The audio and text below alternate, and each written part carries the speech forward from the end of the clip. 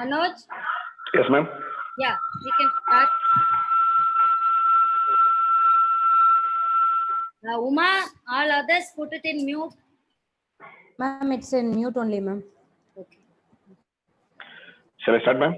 Yes, yes. Okay. Happy morning to one and all. So welcome to the final day of Nutritional Week celebration at the Tamil Nadu Physical Education and Sports University, organized by Department of Exercise Physiology and Nutrition. To start the last day's proceedings, let us go for a 1 minute silent prayer.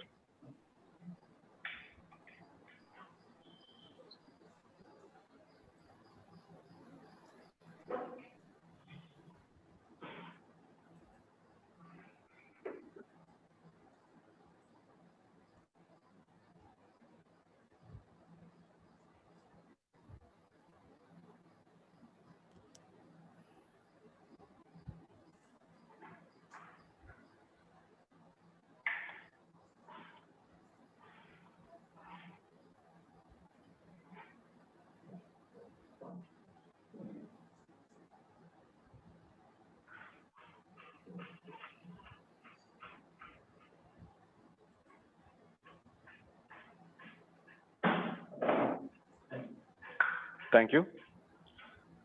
May I now request Dr. P.K. Senthil Kumar, Assistant Professor and Coordinator of LUSA of our university, to welcome the gathering.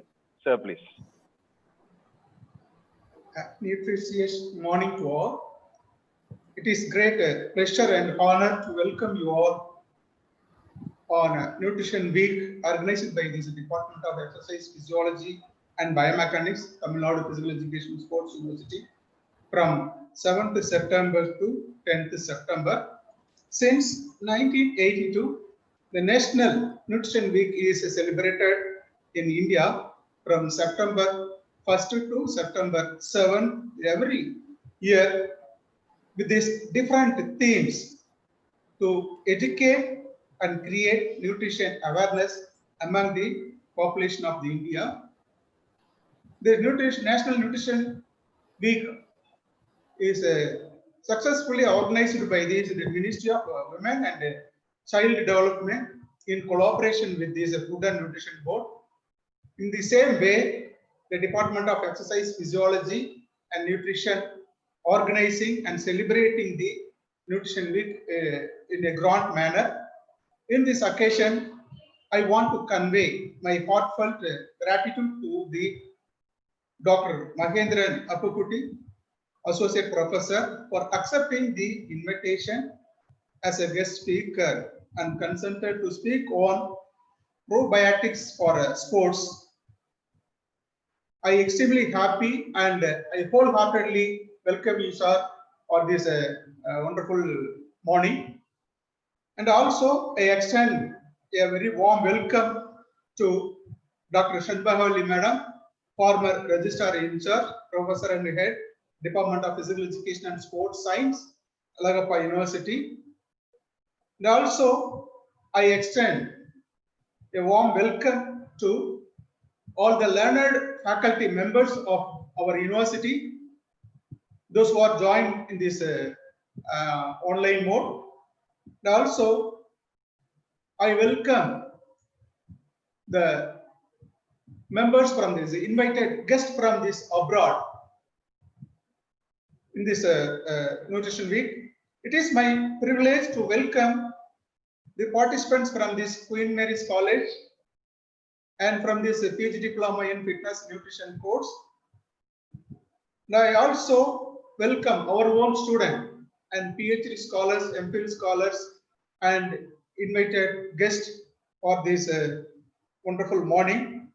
I thank the head of the department So organizing, given me the wonderful opportunity to given this welcome address.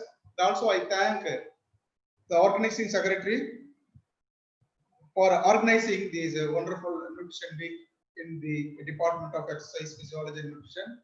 So once again, I welcome you all for this wonderful morning. Thank you. Thank you so much, sir.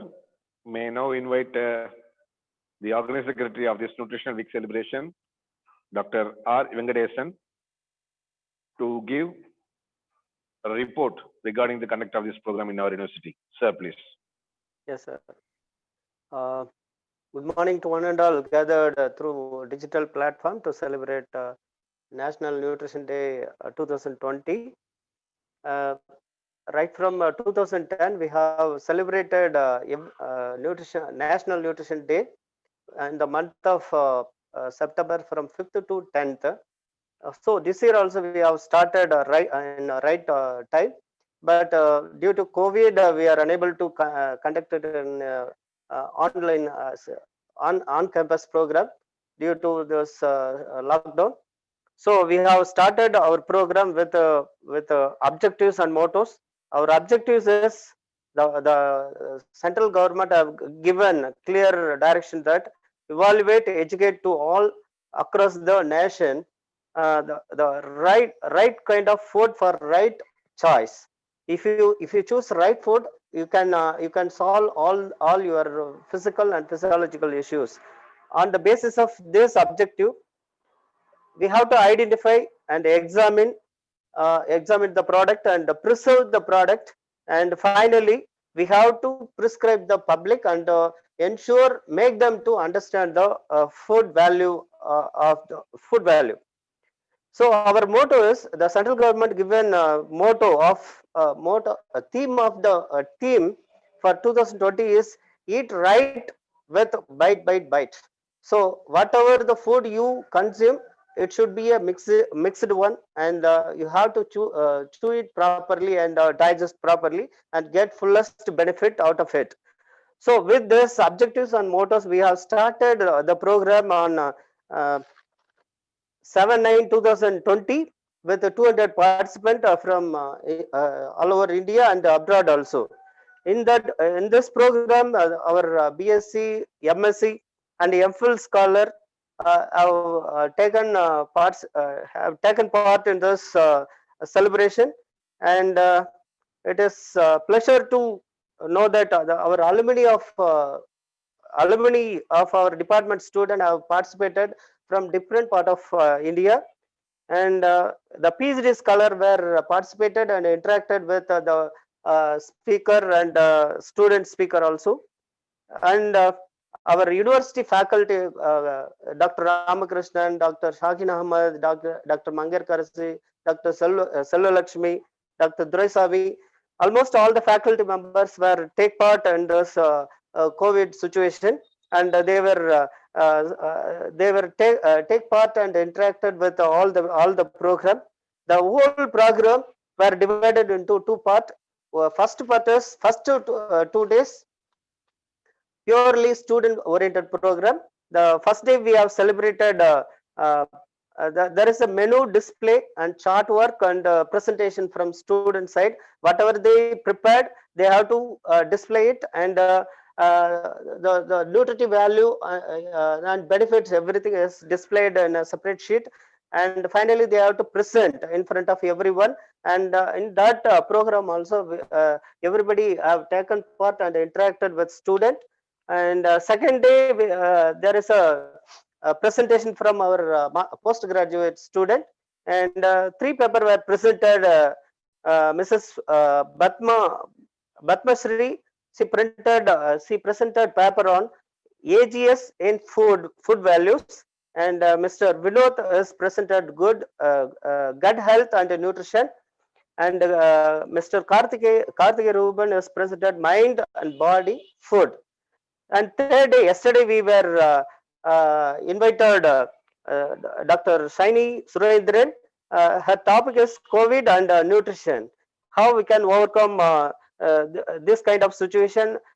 She presented nicely, and she covered gut health and two types of bowel syndrome, and what is the right kind of food for this situation. All these things we were discussed, and it is happily mentioned that more than 45 minutes we have interacted with good sense. And today we are going to listen our invited speaker, Dr. Mahendran Apukuti, Associate Professor, leading nutritionist in Singapore. And with this report, I conclude my report. Thank you very much. Over to Manu, sir. Thank you so much, sir. Really, it was the program was going on in an extraordinarily organized manner, in which we could get more amount of information in terms of nutrition. Truly, this Nutrition Week celebration has been escalated to international standard by the presence of our honorable resource person for today, Professor Dr. Mahendran Apukuti, sir. It is a great privilege for me to call upon the Director, Professor in the Department of Exercise Physiology and Nutrition, Professor Dr. Grace Serena, ma'am, to introduce our resource person of the day. Ma'am, please. Before, very good morning to all of you present here on this platform, digital platform. And I would like to thank, first of all, the university authorities for having permitted us to conduct this kind of program on digital mode. And every year, as Dr. Sendil Kumar and Dr. Venkatesan pointed out, we have conducted this kind of program as an on-campus program. And this year, due to COVID and the pandemic situation, we are conducting it on digital mode. So,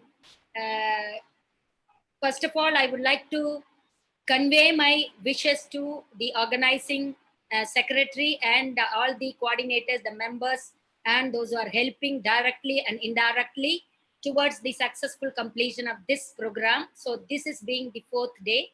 And my personal welcome to the resource person of today, Dr. Mahendran Apukuti, and all others, those who have gathered here from Muscat to Chennai. And I can say that this is being an international, with the international speakers and international gathering on the platform. So once again, a warm welcome is extended from the Department of Exercise Physiology and Nutrition, Tamil Nadu Physical Education and Sports University. So as Dr. Sendil Kumar and Dr. Venkatesan pointed out that this Nutrition Week is celebrated in India by the government of India, and I would like to say some statistical point on this regard. According to Food and Agricultural Organization of United Nations report titled The State of Food Security and Nutrition in the World 2020 states that 189.2 million people are undernourished in India, which means 14% of the population is undernourished in our country.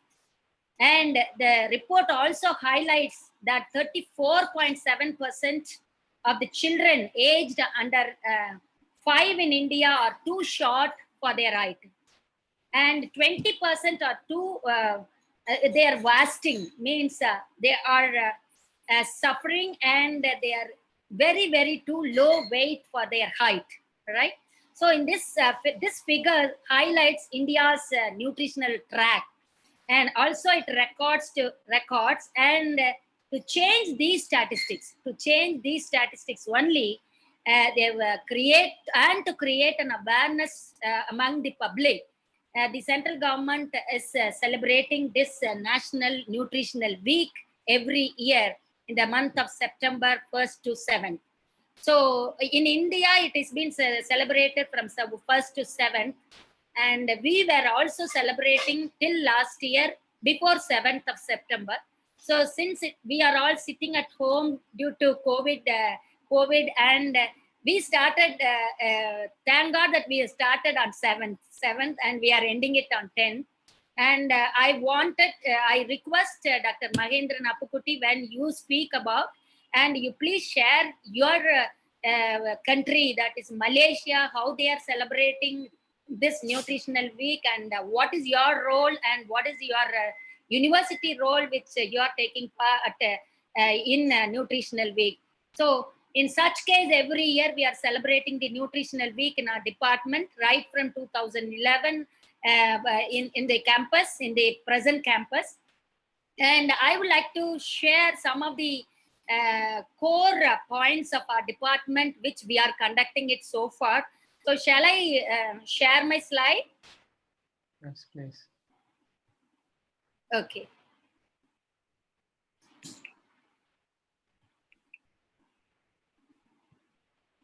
All right. So we are running a program course called Exercise Physiology and Nutrition. And here are the department staff, as I am heading the department, and Dr. Venkateshan, who was reported regarding this one. Dr. Venkateshan, Dr. Sendil Kumar, and Dr. Anita are the staff members of Exercise Physiology and Nutrition. And our vision is the department of this Exercise Physiology and Nutrition seeks to promote the health, fitness, and nutrition through communities and through research, teaching, and some of the activities in exercise physiology and human nutrition, and the application of these sciences in academic, sports, clinical, public health, sports academies, and industry settings. So this is our vision and mission. And we run, because today we have gathered, so many people have come from outside, and those who are new, they need to understand what is going on in our department. That is why I brought these slides. So we are conducting BSc, MSc, MPhil, PhD, and the distance education program as a PG diploma in fitness and nutrition also. So these kind of courses we are running right from 2007 onwards. And this is the last year on-campus program. The Nutritional Week has been celebrated, and such a grand program which we had. So many varieties of food and other items were prepared by our own students along with the staff members' direction, and it was fantastic on campus. All the year it will happen. It will happen like this way, and this year, due to this, we are celebrating it on digital mode. And this is international conference which we have conducted last year. It was also a grand success, and our students are very good in cultural activities too, and they are so keen and interesting to participate in cultural activities as well as sports activities. And this VPP, Village Placement Program, we also conduct every year. The students are being taken to different parts of the village where they will have their own kind of program scheduled activities for 3 to 5 days. 5 to 7 days, right? And our students, as far as the department is concerned, we have started with MSc Exercise Physiology and Nutrition with only one girl called Lavanya.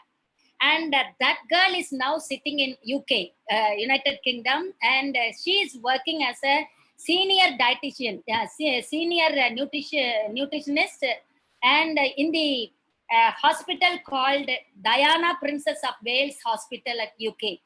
So we are very much honored by our students, those who are taking part in the program, as well as they are going elsewhere in every country, and they are taking part in their program. And she is now, due to COVID, and she is taking care of the critical care unit and oncology and respiratory ward. So I was told by her, and she's very good student, because only one student studied MSc, and now she is sitting at the UK. So that level of exposure she has had in our university, so that now she is working there. Like her, there are so many students have passed out from this university, and they are scattered all over the world, and they are working for their company or for organization or institutions.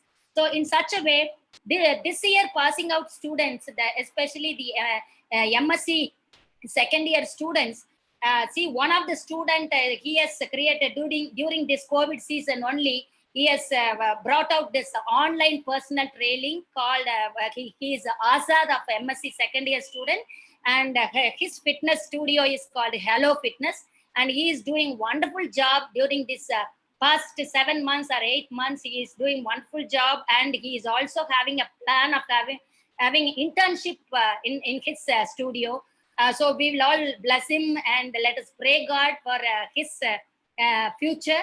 And another person called Leo Anthony, they're all becoming entrepreneurs. So he has started his own studio along with yoga, and his wife has completed yoga, and along with her, and they have started a studio with a fitness center and high definition fitness center. Now the present student called Vinod Pugalendi, who is doing his MSc second year, and he has started this online exercise and nutrition coaching platform. So learn better and blog, write it down. So this is a very innovative ideas which the students are having it, and they are they themselves has created their own platform and their own idea. So that is what I said, that they are becoming an entrepreneurs. So in such case, our students are taking part in all kinds of activities, and they are gathering their knowledge in various aspects, not only from the staff members, from all kinds of other staff members in the university campus, and also from online and the books which they are undergoing the education themselves. They educate themselves. So in such a way, our program is run by our own faculty department. We are all having well qualified staff members in our department. So we run this program in a very good manner, and students also coming to know what is exercise physiology and nutrition from 2007.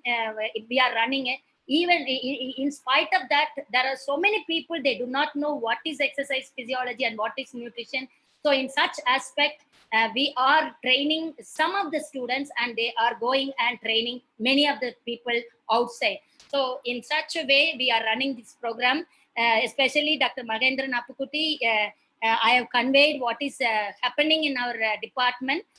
So we would like to thank, first of all, our authorities for permitting us to conduct various programs in our department, so that the department is known to everywhere. It is known, and it is the first of its kind in India started. It's a unique courses run in our university especially, and in our department too.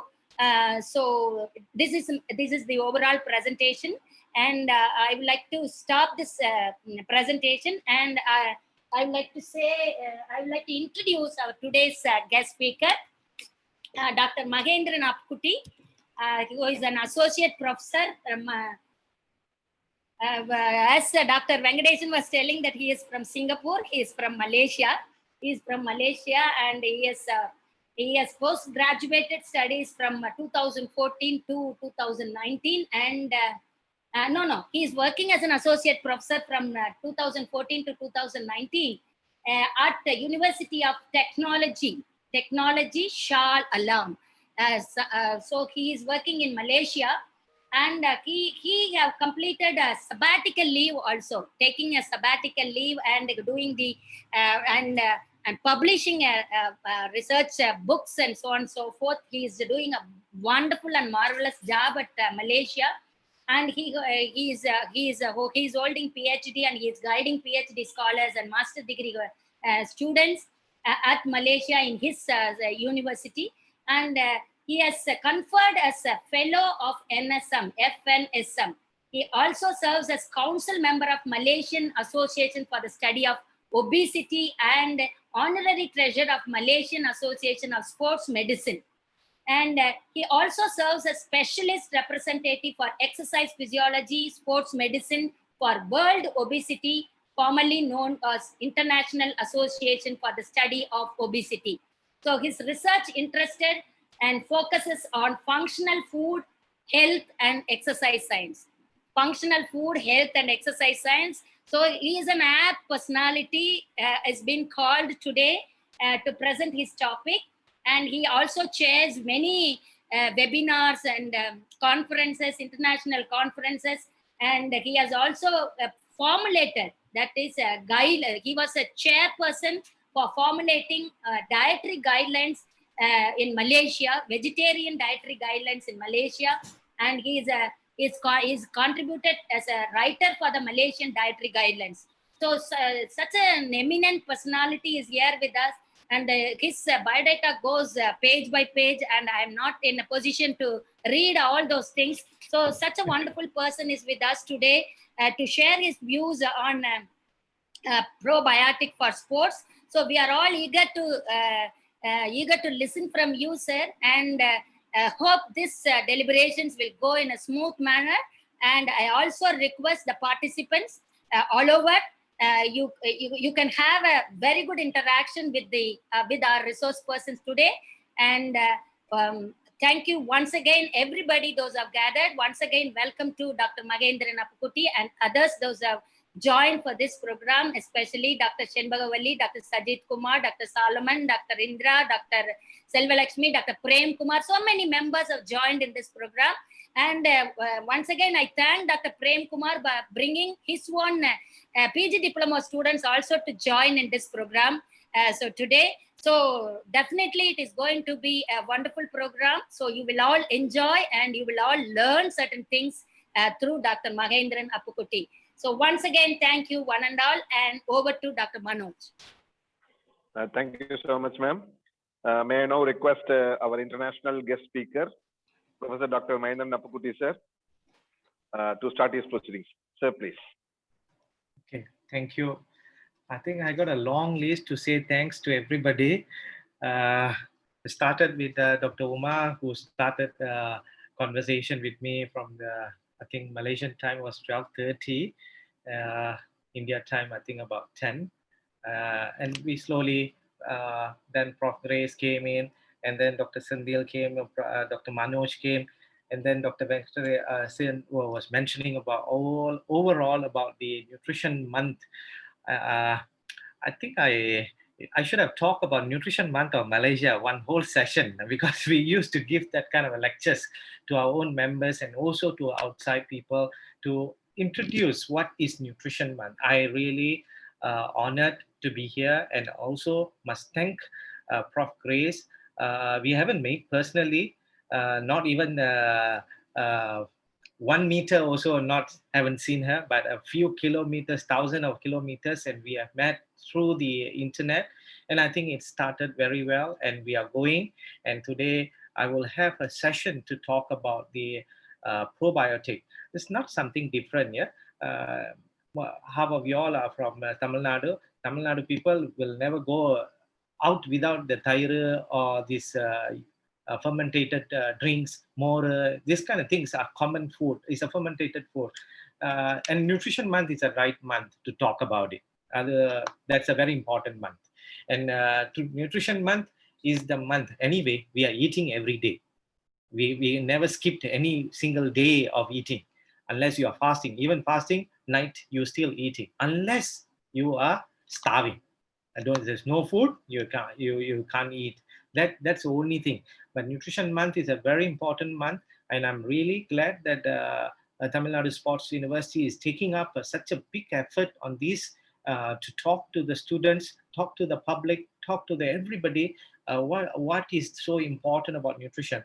I know for sport, nutrition is different story all about, but for the angle of for public, I think Prof. Grace have mentioned about it, the stunting issues, the undernourished issues, and overweight. I think numbers are going up as well in India. Although you have underweight, you got a double-edged sword issues, because it's a malnutrition, is either over or under. And now we have children's issues. We thought children's are okay, but stunting is coming up. They are not growing up according to the age, growing up according to the weight, or their own male and female also, the boys and girls are not going up to the peak. This is very bad. I'm going to share my slide.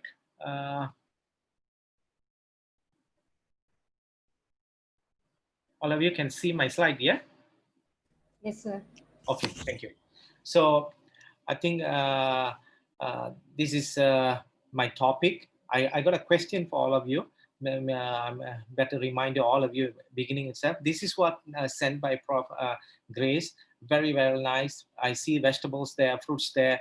Oh, fantastic. I feel very happy about it. And with the stethoscope, that is a very important. Where that reminds us Whatever you eat, your gut have to play a role. And today we will talk a little bit more on this gut business, what is happening.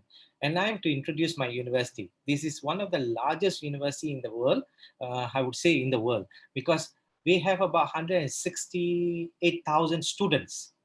This is our capacity that we are running, because every state we have students throughout Malaysia, from north to south, and Sabah and Sarawak, which is the Borneo Island. This is Indonesia. So Sabah is another state for us. Sarawak is another. Brunei is somewhere here. Malaysia here. And this is where the main campus, where I'm attached to main campus. As I said, if you see here is 48,000, but I tell you it's almost 160,000 students now at the moment. We have 14 branches, and lecturers is about 3,000 plus. So numbers are increasing, and we are large in a way. And all of you are welcome. If you are coming down to Malaysia from the KLIA airport, is about 45 minutes only drive. And somehow or other you have to pass my house, because I'm in between the airport. Thank you very much. Vanakkam. I must say nandri to Prof. Grace to invite me. And this is Tamil Nadu Sports University. I'm so excited because we don't have one in Malaysia yet. And this is already in discussion. And people are looking at it, because we tend to move. But I told my faculty, if we are going to move on this and we are going to support this move, I think we should work with Tamil Nadu Sports University, which is nearby, and they're able to talk to us, and we can start our collaboration. I will start this because I always get excited with this kind of networking. For my presentation today, there's no conflict of interest, none there. I've not been forced to by Prof. Grace to talk about it, or either, but she forced me to come and present, that's for sure, but not on the topic of promoting any products and everything. So that's not, well, it's going to be a long period. Sitting still hurts. You are free to walk, move around. With COVID, have a mobility, but do not put your movement as a what they call a limitation. Okay, I think Prof. Grace have talked about the nutrition month of India, and started with the September. Ours we will do it in April. Well, she's talking, I just put the 2 slides there because I was not briefed, so I didn't know about it. So I think it's about for me to promote my Nutrition Month Malaysia. When in Nutrition Month Malaysia, we work with 3 societies. First thing is Nutrition Society of Malaysia, where I am actually a assistant secretary for that, upcoming for secretary at the moment, and Malaysian Dietetic Association as well, and also Malaysian Association for Study Obesity as well, like Prof. Grace mentioned. We work together, all these 3 society, with Ministry of Health on the nutrition division. I sit in the meeting, our president sit in the meeting, our vice president sit all in the meeting with the Ministry of Health to talk. So this year's theme is going to be fight with the COVID with the healthy eating. This is every year we have a theme to talk about. And this is a nationwide program. We started in 2002 in a nationwide program. Before that, we had a smaller version. But after this is a big carnival. We do a family carnival. We have a school and kindergarten road shows. We have publication in the public. All of you are free to come and get downloaded all this material free. We don't charge. It's all free. It's in English. Some of it in Chinese. If you can read Chinese, Mandarin, please do so. Tamil, I'm not a Tamil literated in Tamil school, but I can speak Tamil very well. Only thing I can't write. Okay, the outline of the talk today. I will talk a little bit on dietary supplement because it's a sports university and I'm going to be a sport nutrition angle, and it happen to be a nutrition month. Let me talk about dietary supplement. And then I will go in the probiotic and health in a general, and then to the sports, and then some take-home messages as well. So this is my question. Probiotic for sports, yes or no? You have to answer that. After my presentation, you can decide yourself, is this probiotic is useful or not? I can say anything, but science is important. Evidence is important. Always remember that. We can talk, our grandmother say so, my mother say so, my grandfather say so, but is there evidence or not? But some things we don't need evidence. Our culture can answer that questions. But for probiotics, this is a special thing. All our yogurt that we are consuming, thaira, the one I tell you, nutrition start from the house. It starts from the home science, where there are people who will start. First thing is actually in the kitchen, where we start the making thaira. I think the only what they call ethnic groups will do all this thaira by themselves is actually Indian people. Even in Malaysia, we still do that. My late mother used to do that, but now it's easier. Just go to the shopping mall and buy some yogurts, and you can make your own self, or somebody sells from the milk people will sell the fresh yogurt as well. So dietary supplement, ask ourselves, people are looking for many kind of alternative food. Yeah, they want every kind of foods.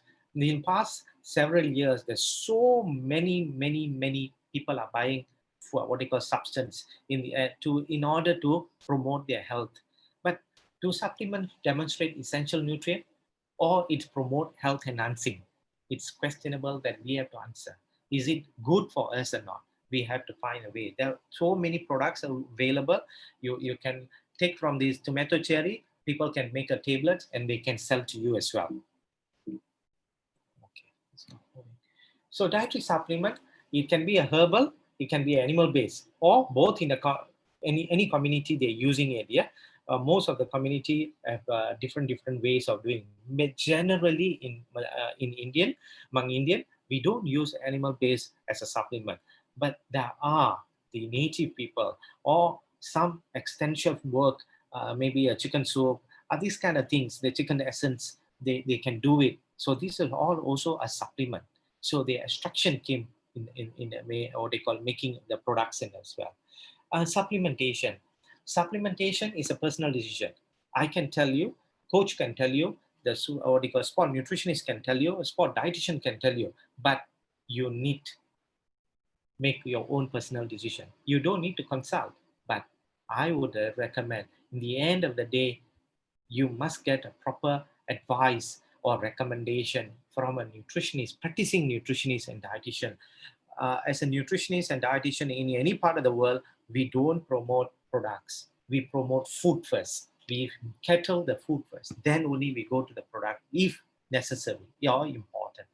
To correct why we need to take. That's why I said it's, if you want to find out your deficiency, where is it? What is the deficiency? There's so many types. They got a multi-minerals. They got why they do that for extended illness. If you have illness, then you take. Childbearing, people who are pregnant, we give them folic acid. We can give iron tablet because they are growing the baby fetus are growing. We have to give them supplement. Then only we take. Older people, because the absorption is less and the utilization is less, so we have to give them. Vegetarians, if they are vegan, they don't take any animal product, even honey they don't take. So these kind of people may have a deficiency on B12, iron, zinc, calciums. So we may have to consider, but nevertheless, don't worry, all food have some way of doing it. So we can help the vegetarian as well. Why we need to recommend? Why also say recommend? Because why? Their total calorie is too low. They're trying to be a weight management problem. They're trying to control their diet. This is what happened. And sometimes it's medication. If you take some medication, it might interfere with your absorption. So this may interrupt. So you may need some supplement species. Alcoholic, heavy smokers, they will have a problem because absorption is always been disturbed because of this alcohol. It's a drug. Alcohol is a drug. So it definitely work out on this absorption. So supplementation does not take place of the balanced diet. Always remember, as a nutritionist, as a practicing dietitians, what we would recommend to an athlete is always balanced diet first. How you meet the diet, we have to go by their each respective sports. So if you are endurance sports people, you are competitive sports people, you are resistant, you are taking weight muscle, you need to increase your muscle. It's all specific base. So we do base by your balance accordingly. So athlete need an individualized, if I would say that they need an individualized nutrition. This is where the precision nutrition coming in place. Individual. We cannot put one cap for everybody. Yeah, different to one person to another person. Some people's higher fat, so they need to control the fat. The other people, they need protein, so we need to control the protein. So the use of the supplement among elite athletes is quite common. So we have to be very careful because they are influenced, I would say, influenced by the manufacturer's marketing strategy. Nevertheless, I believe your university also have a sport marketing. I'm sure they have a way of influencing people, the personality changes, the improvement of the product. So it's a way of doing it, but we have to educate the athlete in the end. Why? Okay, athletes consume what they call the dietary supplement for many reasons. However, the motive is actually to improve their sporting performance. And if you see them, most of the supplements are still inconsistent. The claims are still not backed up by scientific evidence. We have to be very careful. Athletes must be very careful on this. And there's no strict regulation. I don't know in India they have or not, but in Malaysia we don't have one because these people buy from online and they comes from the cargo, they get it from there, and they have no control over. If it is a product of Malaysia, they must go to the Ministry of Health, the food quality or the food authority to get endorsement. It is not been done. Some of them buy from overseas. They're thinking, oh, US means the best, or the Australia means the best. No, it is not like that. You must understand there is a scientific evidence or not. So people have to check all these things. Oh, Japan is very good, so they are eating. We have to eat that. It's not necessary. Japan is Japan. Japan people don't eat tairu. We have to understand that they don't take tairu, but they take yogurt in a different way. They take probiotic drinks. So there's so many type of supplements, and you can take it in a powder, gel, carbon, or what they call powder base. There's a premix. There's a bar. So many. That's all depends on how we're looking at it. Echogenic aids. Okay, this is where another aspect of the sports. Why we go inside these what they call in sports to improve the sports. So that's called tending to increase the workout. So there is 5 types here: physical, mechanical, nutritional, and pharmacological and psychological part. So I will go one by one here.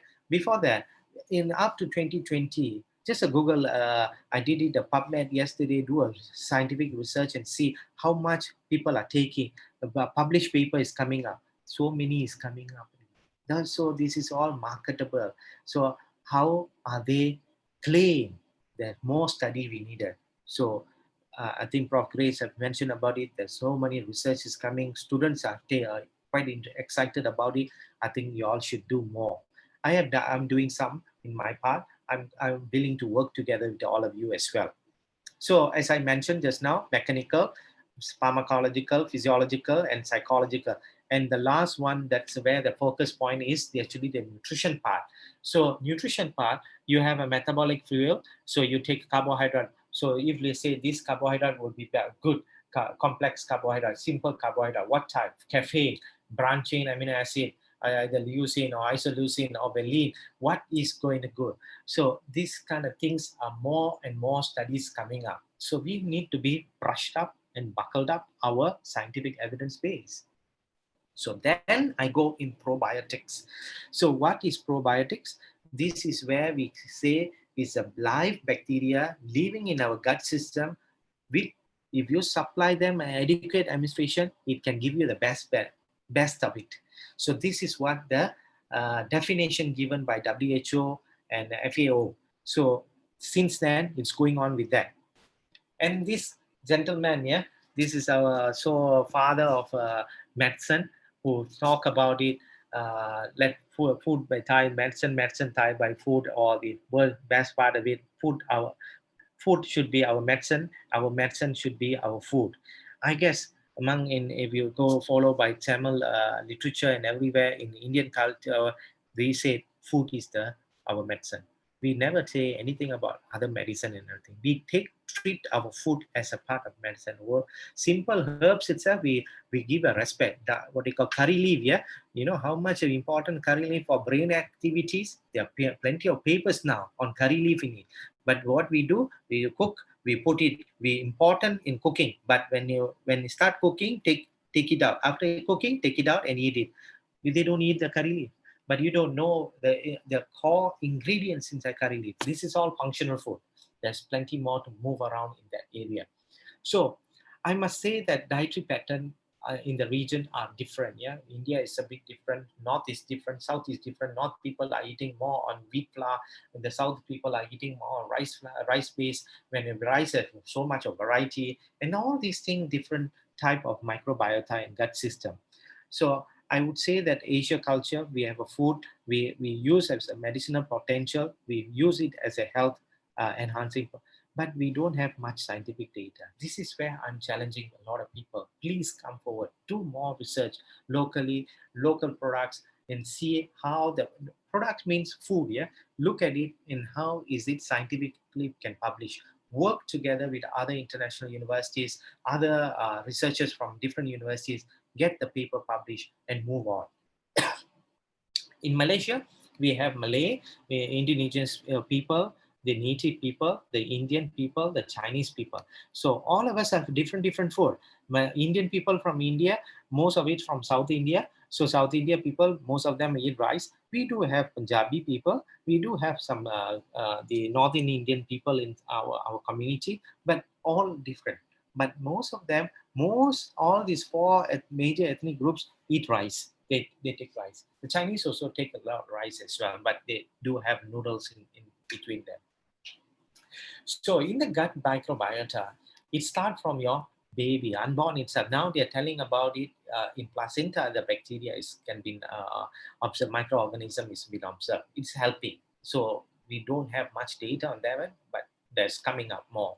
And from baby, from toddler, for adult to elderly, all these things will live with you and go with you, and they will, when you leave the world, they leave you as well.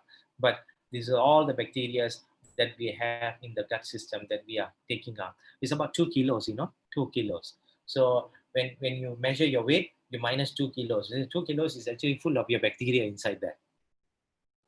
So how probiotics are helping? There's so many ways of probiotics is helping. Immunomodulation, your gut system, metabolic effect, they improve your lactose tolerance, cholesterol, and immune. We are looking at it more because it goes to the sports people. Now, one of the aspects is actually going to the what do you call the muscle as well. I will show you another slide on that. So in life culture, we have two types here, probiotic and non-probiotics. So this is non-probiotic. Let me talk a little bit on this unfermented, what do you call fermented food, but undefined microbial content. This is our common thyroid and everything on. We have some bacteria, but it's not meeting the requirement. So to meet the requirement as a probiotic, you must need 10 power of 6 minimum of the power of the 6 of the specific strain. So if it's not meeting, it cannot define as a probiotics. So in probiotic, there's so many type of usage people are using, from the drugs, medicinal food, food, non-oral probiotic, animal feed. They're now using a lot in the poultry, even in the husbandry for cows, cattle and everything. They're using it. Infant formula. There's so many type of people are using microbes, gut microbes. This is very interesting part of it. As I said, you have more than 100 trillion microorganisms living with you. It's about 2 kilos. So it's all inside there. They are doing their job. What we're supposed to do is supply them in their food in the proper way. If you use antibiotic, they die. If you use any medical treatment, they go haywire. If you have a poor hygiene, like what now COVID happening, if you have poor hygiene, you're going to get the COVID. And the COVID is there, the gut system also going to be affected. Food and water, synthetic preservative. So many type of food synthetic, don't use it. Try to avoid it. Gluten paste, herbicides, stress. Then now everybody is stressed, even the COVID time. But don't worry, it all will go off. As I talked to Prof. Grace, if let's say this COVID is not existent, you think I can give a lecture today? We don't, but we have to thank for that. So we have to take it in a what you call positive manner. So this is one of the latest papers come out in a British journal or journal. So you see BMJ, the gut system. If you go this side, on my left hand side, this side is all going to be your disease base. is going to increase your disease. This is like how the gut is helping us to health-wise, starting from probiotic intake, dietary fiber, the vegetable, the fruit that we are eating. That's very important. We have to increase that. Short chain fatty acid, we need to increase that. Don't claim fat is bad.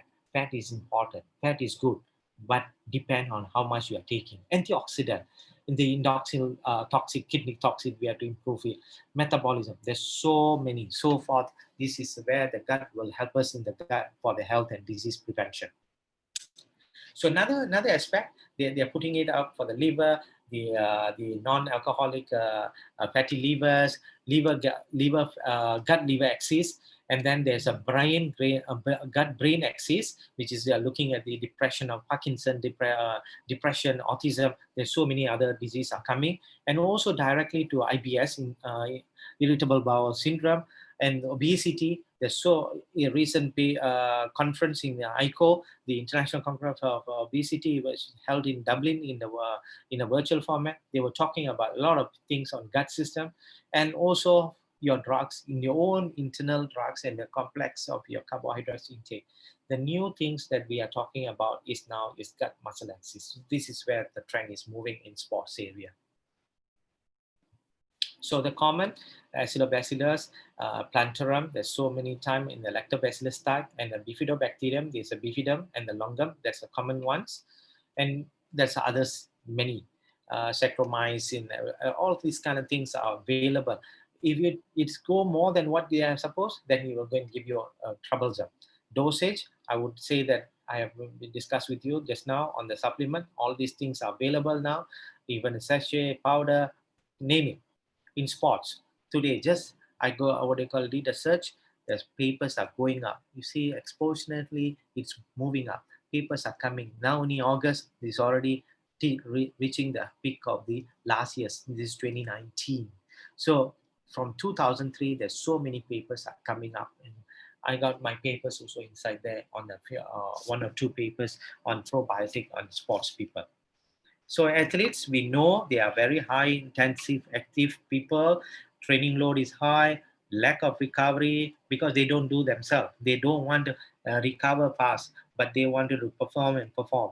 All these things will affect their condition of the sports performance. So they must know their own body. Athlete must know. They don't wait for coaches to tell them. And if they are overloaded, what happens? They stress on their immunity. The new trend is coming up in this area. You see, we are correlated with the URTI after the endurance 5 times. Now we cannot do the endurance because you are locked down and everything. But you need a proper immune defense in the body system. So probiotics may be one of it.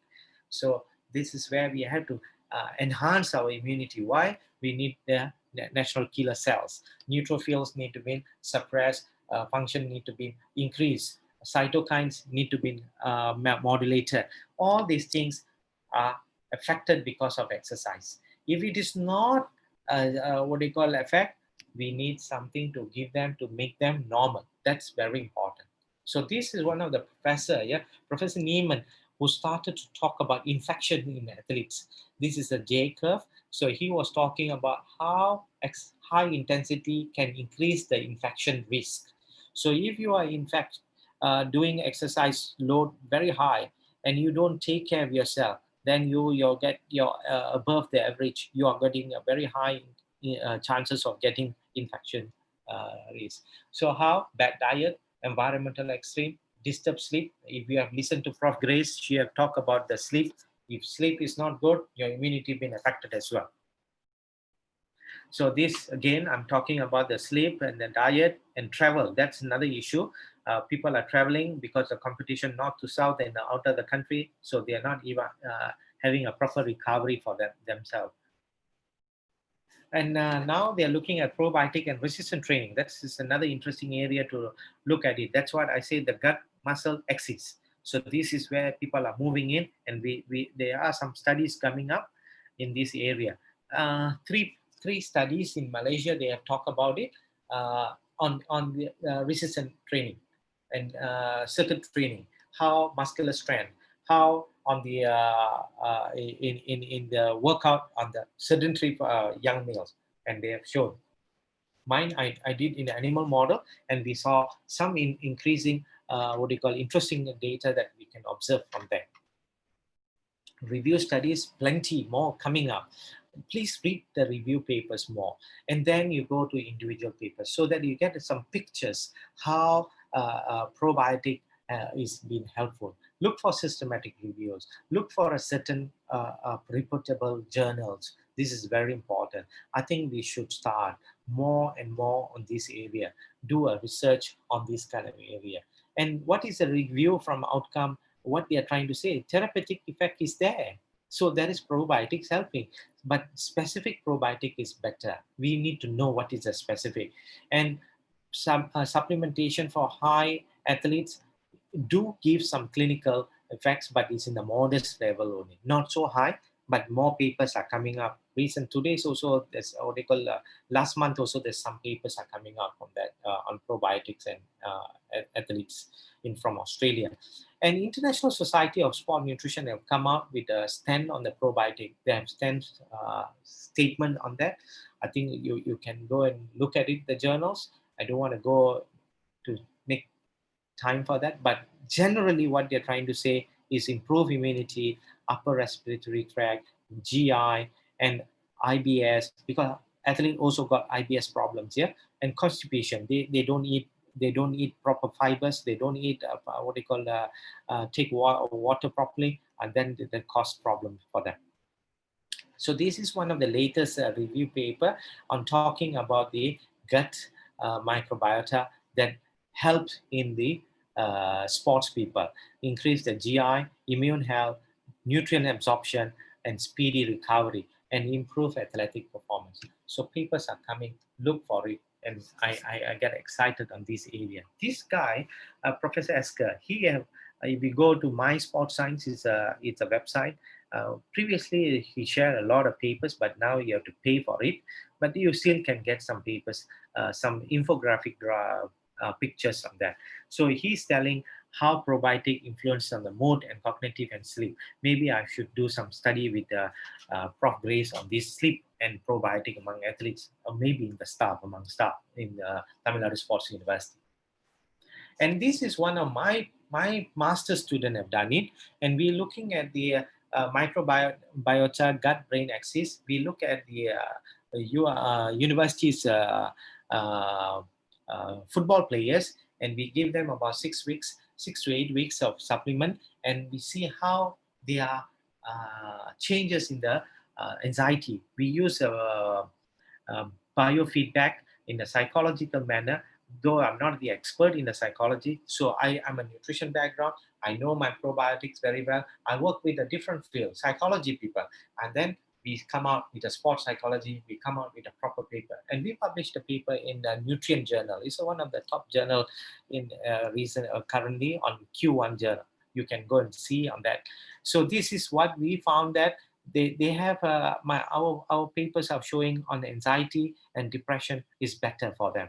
But however, we need to see what type of dosage we are giving, what type of how long you are giving, training intensity, and sometimes the sample size and individual variation also important. So this is all a methodology part that we have to really look into it.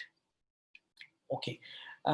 If you talk about the probiotic in the marketable products and everything, the scientists, we do the work, industry work together, as never run away from industry. Industry is very important because they are the people who see and the value of our research. And then the industry will work with the regulatory, which is the Ministry of Health, and then they start, regulatory will bring it to consumer. Consumer will give us the information, and we tend to do more research. This is how the viscous cycle move around. And possible mechanism, at the moment, a lot of papers already available in this area. Currently, they are looking at neurological, immunological, endocrinological, and also specific bioactive, the product of the work together with the probiotics, the post-biotic, they call it, the terminology. So what is the issues now we wanted to talk? We need appropriate and coordinated guidelines. It is not there. Codex haven't given us, but we were working within the researchers. We are coming up. So you see, International Sport Nutrition have a guideline how the probiotics works. They give some advice on do that, and we need to do a lot of consumer education. Ethical consent in functional food is very essential, and we need a technology development on this area. Food technologies, we have to work with them and see how we did. So probiotics, we need the strain, we need to know the dose and the intervention and the form. Is it capsule or sachet or fermented milk? Mostly I will go for fermented milk because this is a common thyroid, more, and all these things are common food for us. Just add up the probiotic, which is already there, and we wanted to see the effect on it. So again, my question again, probiotic is yes or no for sports people? I hope that you will know the answer by now. So what will be the take-home message when I'm going to tell you? Eat probiotic, have a good nutrition, healthy eating habit. You must eat in a proper balanced diet, and proper food and vegetables must be taken, and do your physical activity, reduce your screen time. Unfortunately, during this COVID, it's not. And I've been telling Prof. Grace, I can't sleep, there's too much work, but I'm trying. I will take her advice on that. And I would like to invite all of you next year, June, we have the International Sport Medicine and Exercise Science Conference under the Malaysian Association of Sport Medicine, and also our general meeting. Please come over and we can meet up and you can present your paper. Start now, do some research. There's so many COVID research and everything on. Come on and present the paper. And we also have in April, our obesity. This is a Asia Oceania Congress where Malaysia is hosting it. I will be one of in the society, in the organizing committee. With that, Nandri, thank you. I will take some questions from you. Thank you very much. Manoj? Thank you so much, sir. That was really a wonderful presentation. You have given an elaborate idea about probiotics to our students. So if there is any question from the student side, you can either post it in the chat box. Okay, sure. Anybody doing research in this area? So far, it is not. It is not done. Okay, I would like to share some of my points. Yeah. That in India, especially in the rural area, people are only participating in sports. Right? Yeah, poor people. They are all very poor people. See, they have the people. Those are coming to sports in academies or into study sport education. They are all very, very poor people. All right. And they do not have proper food to eat. What to eat and what not to eat, they do not know. Whatever is available at home, whatever is available nearby, they are taking the food and participating in various kinds of activities and sport. And they think that that itself is enough for them to participate and perform. So that is not that's not an idea of bringing the sport as well. So in India, this prevails, and we do not know how we need to overcome all these things. First of all, in general nutrition itself, it is a problem. But how to bring up in the sports nutrition, it is a very, very tough area where we need to educate them first. First of all people should understand what is sports. What is the benefit of sport and what is the benefit of participating in sport. And then only they will understand the sport nutrition, right? So this kind of studies we have not conducted yet, and we can, when we collaborate each other, we can go ahead about these things. So that your talk was wonderful regarding the gut-brain axis. So gut-brain axis is regulating the stress and related responses, mood, and so on and so forth. But you were talking about the gut-muscle axis, where the muscle function and metabolism. So eating good food, that is diverse food for our training is must. It is an important one. So we have gathered from your lecture And as I said that it is not possible for an athlete to take a powder, probiotic powder or tablet or capsule, which are available in the market. And since they do not have an idea, secondly, they are very poor. Yeah. That is my whole scenario about the sports at present in India. Yeah. Well said, Prof. I would definitely agree with you. I think about 20 years ago or 15 years ago, Malaysia also faced the same issue. I think some of our rural people were in the estates and everything. I grew up from estate. My parents are actually from rubber tapping. They didn't go to school, but they make sure all of their children must go to school. They must learn, because that's why the education is very important. So I think that's where the starting. As you said, if you don't have the proper education, you cannot improve yourself. Yes. So that is another part of it. When they think improve means money, I don't think so. Money, quality of life, the holistic approach. One of it is actually what you put in your plate, what you're going to eat.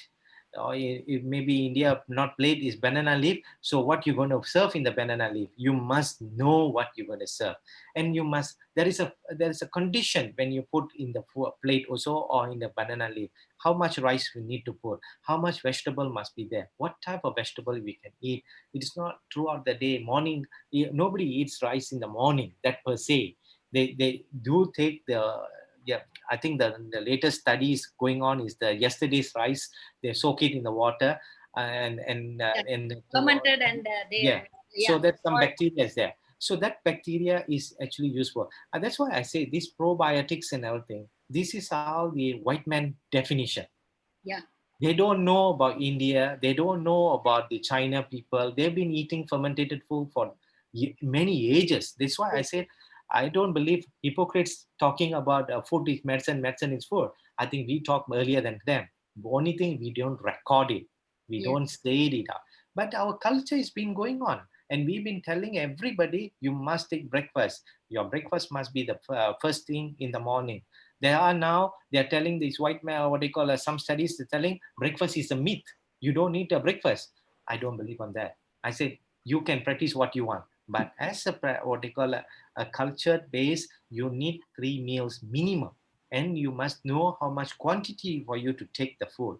And education is the important. Once you know, you have to teach them. I completely agree with you. The university student, or who come from the rural area or poor socioeconomy, they will have an issue to buy and purchase the food.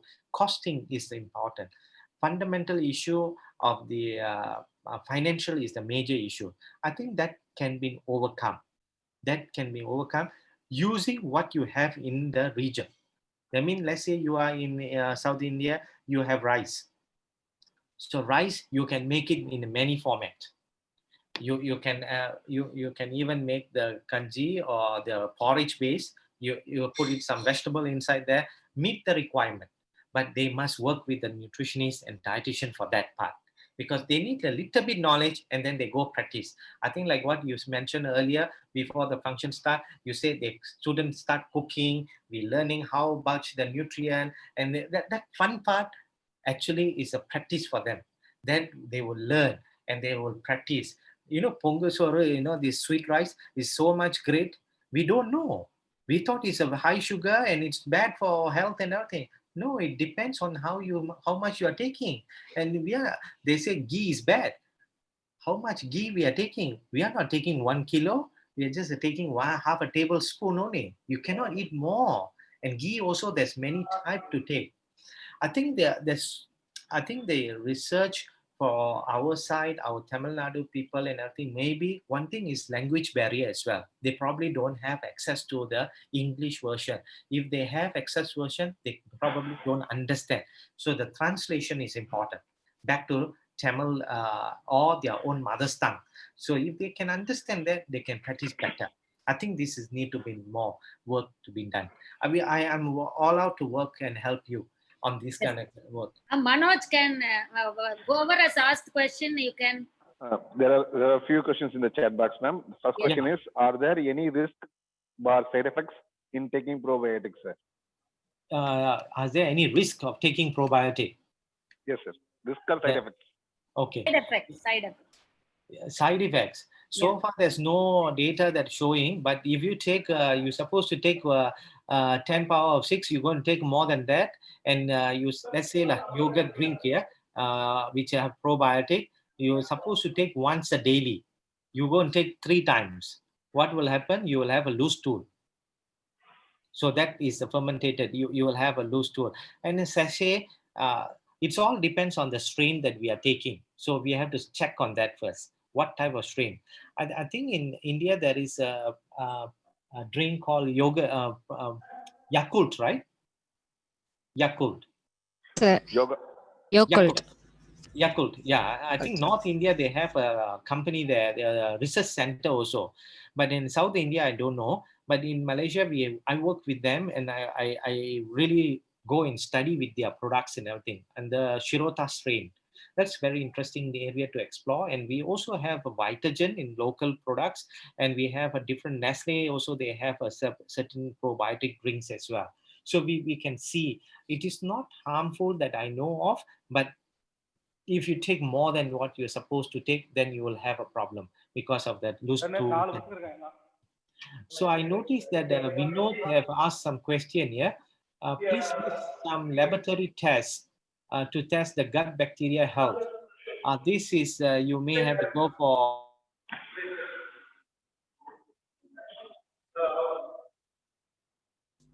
So please unmute. Okay. So, somebody asking question, is it? Or am I supposed to answer the Vinod's question here in the chat box? Yes, sir, please.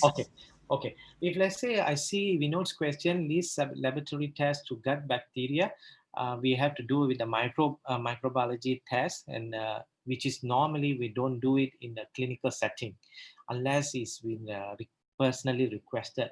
And research, yes, we do that. We wanted to know how much type of bacteria that you have, the good bacteria and the bad bacteria in your gut system. Then only we do. But we don't worry about that. We just start giving a good bacteria, and also prebiotics, which is comes from your vegetables and everything. Not all vegetable, but certain vegetables have more fibers and everything, oligosaccharides. So this will help bacteria to grow inside, the probiotic to grow. And being moderately active people 3 days a week, how many CFC probiotics should I take a day? 10 power of 6 is good enough. If you go Yakult, they put 10 power of 9.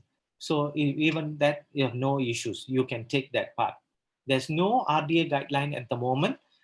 They are working on it, on the codex. More discussion is going on in that area. But in Southeast Asia, Malaysia, Indonesia, Philippines, Singapore, and a few countries in the Asian countries, Southeast Asia country, they sit down as a network on that and discussing on that. They probably have a proper guideline soon to come out within the region, but it is just for our country base, not for everybody. May come Wong, I don't know, is he Malaysian or from elsewhere? Anyway, he asked, fermented and pickled food are very hot current globally. As you mentioned earlier, they are not considered as a probiotic. Yet, what are the biggest benefit and negative effect if consuming them for our health? If we consume regularly, and what suitable quantity and how often we should take them? Well, very good question. Yeah, pickle is a common food among Indians. Fermented food, a lot of fermented food among Indians got vattal or all these tair, all kind of things that we have. But the thing is, they are not considered as a probiotic because the science says we must have the 10 power of 6 of microorganism of the bacteria, which is the lactobacillus or bifidobacteria, must have. But unfortunately, it's not there. If you eat, definitely you have some nutrient inside there. So that nutrient will definitely give you a better. But if you take a fermented food or pickled food, which is high in sodium, and that will give you a negative effects. So you have to take in a proper manner. I can't say how much sodium you're taking. You know the cutoff point is about 2000 something only for 2000 milligram per day. So if you take more than that, and your other food is going to be affected. So you're going to add up more sodium because pickled food full of sodiums. and this is going to be affected your gut system as well. Too much sodium is not very good, and too much pickles. Some of the pickles are with the oil, so the oil will have a fatty acid. So that fatty acid may have an effect on the gut system as well. So everything in a moderate level, not pickle in a Tupperware style.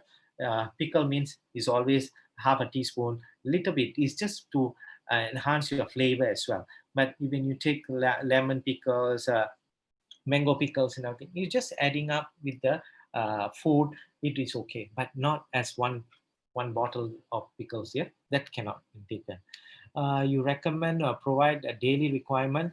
As I said, 10 power of 6. If you can see the product, it is a must. Yeah, if they go through your Ministry of Health, the Food Authority, they will declare how much. If they claim that is the probiotic, they must declare what type of the strain and how much strain the bacteria, live bacteria available in that product. They must put that is a rules, regulations there. So if you take once a day, that's enough for you, and should be taken before, after event. Actually, after meal is better. There's no hard rules on this. You can take it anytime, but if you are going to take with the food, it's even better. I would rather recommend you take a fermented food, fermented milk, or probiotic in the food. That is the best way of taking it, because you get a food also, you get other nutrient, and also additional point of probiotics. Padmashri also, Dr. Uma, that's your question, yeah? Padmashri, you got a second question. Cause we can't rely on supplement always, because I have given Yakult to my kid and I lead to infection. Boy, I never had any problem with that. In Malaysia, we never seen anything. Maybe it's because of your Yakult must keep in the fridge, yeah? You mustn't take it out, and you shouldn't put it outside more than 1 hour. You should be in the cold temperature base, and you must mix it up properly. Mix it up, and if you are giving Yakult 1 bottle per day, that's enough. No need to give more. There's no more is merrier. More bacteria, more good bacteria in the gut is not going to help you more. It's going to be affecting the gut. Bad and the good must be in the homeostasis. They must be in the harmonized level. If it's going to be too high, one is going to be affected as well. So you need both. Don't worry, the gut system knows. So you just take 1 bottle. Can you brief on the gluten? Okay, gluten. Gluten is not easily digestible thingy. So among Asian, we shouldn't have this issue, because we always train in the gut, from young, we give them gluten food and everything on. But the issue in the gluten is always individual issue. So we need to find out a way of taking care of that, what type of food that you are taking. But some aspect, gluten, the probiotic can help you. It may help, but it's not much of data available. We need to do more studies on that, and learn how the digestible system of how to say the interaction between the two issues. But definitely they give you a better impact. And for probiotics, consuming, if you're taking daily. And one more thing, in the probiotic, you must take daily. You cannot be 1 week and then stop and then another week start. No, you might have to go at least 3 months, then only you can see the differences. Thank you, doctor. And then can pickles and fermented can be made without the salt? When you fermentate without, there are some pickles are with the salt and without the salt, and they put sugar as well. So pickles can be many ways, or they've used vinegar. So if it additional something is there, it will definitely have some impact. There is some studies now, somewhere people are looking at it, sports people drinking the savory drinks and everything. But it's a one shot drink. But there's no evidence for that yet. Dr. Umar, you asked about probiotics still alive when they are dried. I don't think so. They need sugar. they need to leave. They need a condition. They have a storage condition. We have to see what type. If in the sachet, they have a coated base. So it's a dry format, but it's a coated. So they put it in when they go inside our gut system, it can be a life back. And there is a dead microorganism also workable, but I don't want to talk about that because that's not much evidence on the dead cells yet. A fermented rice provide the probiotic that we require? No, sir. Padmashri, no. But it has some microorganism that have some bacteria inside, the fermented bacteria. They are all rice here. You can eat it, no problem. If you cannot find a probiotic drinks and everything, you can continuously eating what you have. Don't worry about it. And you can take the yogurt together with it. So this is all help you. And we can take to our children's also, no problem. You can continue eating your old rice with the soaked overnight rice. Can Yakult given to kids? Yes, no problem. Dr. Umar, no problem. I give to my children. There's two type in Malaysia. We have less sugar and normal sugar. So there's a red color one is a normal sugar, and the blue color one is less sugar. So you choose which one is supposed to you want to take. If you want to take with the sugared one, but you control your sugar for other food that you are eating. And if you take a less sugar, then you take from other. That doesn't mean you take more sugar as well. Yeah. Dr. Murugan, what are conditions that the contraindication for giving probiotic? Can we give a probiotic for diabetic patients? No problem. Diabetic have no problem because they also have a gut issues. Remember in my slides I've shown about the diabetic obesity people and everything. So there is play a role in the liver. So liver need to take care of your glucose consumptions and everything. So don't worry, you can take. There's no contraindication that you can see. So far, people who have the lactose intolerance people may have an issue for that. But otherwise, no, I don't see any issues on that. Any other questions?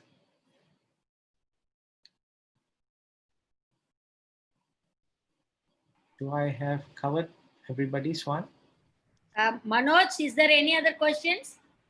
No, ma'am. That's it, ma'am. Okay. No, and Murugavalavan sir question has been answered, no? Yes, Yeah. There's no issues for diabetic people to take. There's a review paper on that as well. So actually probiotic helps for the diabetic patients, but you take the low sugared one. Because probiotic, when they leave, they need the sugar. The glucose need to be given so that they can grow. That's how they grow in the food.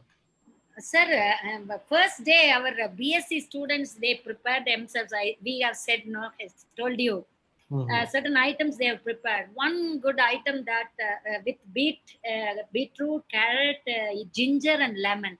They are mixed together and they formulated one juice.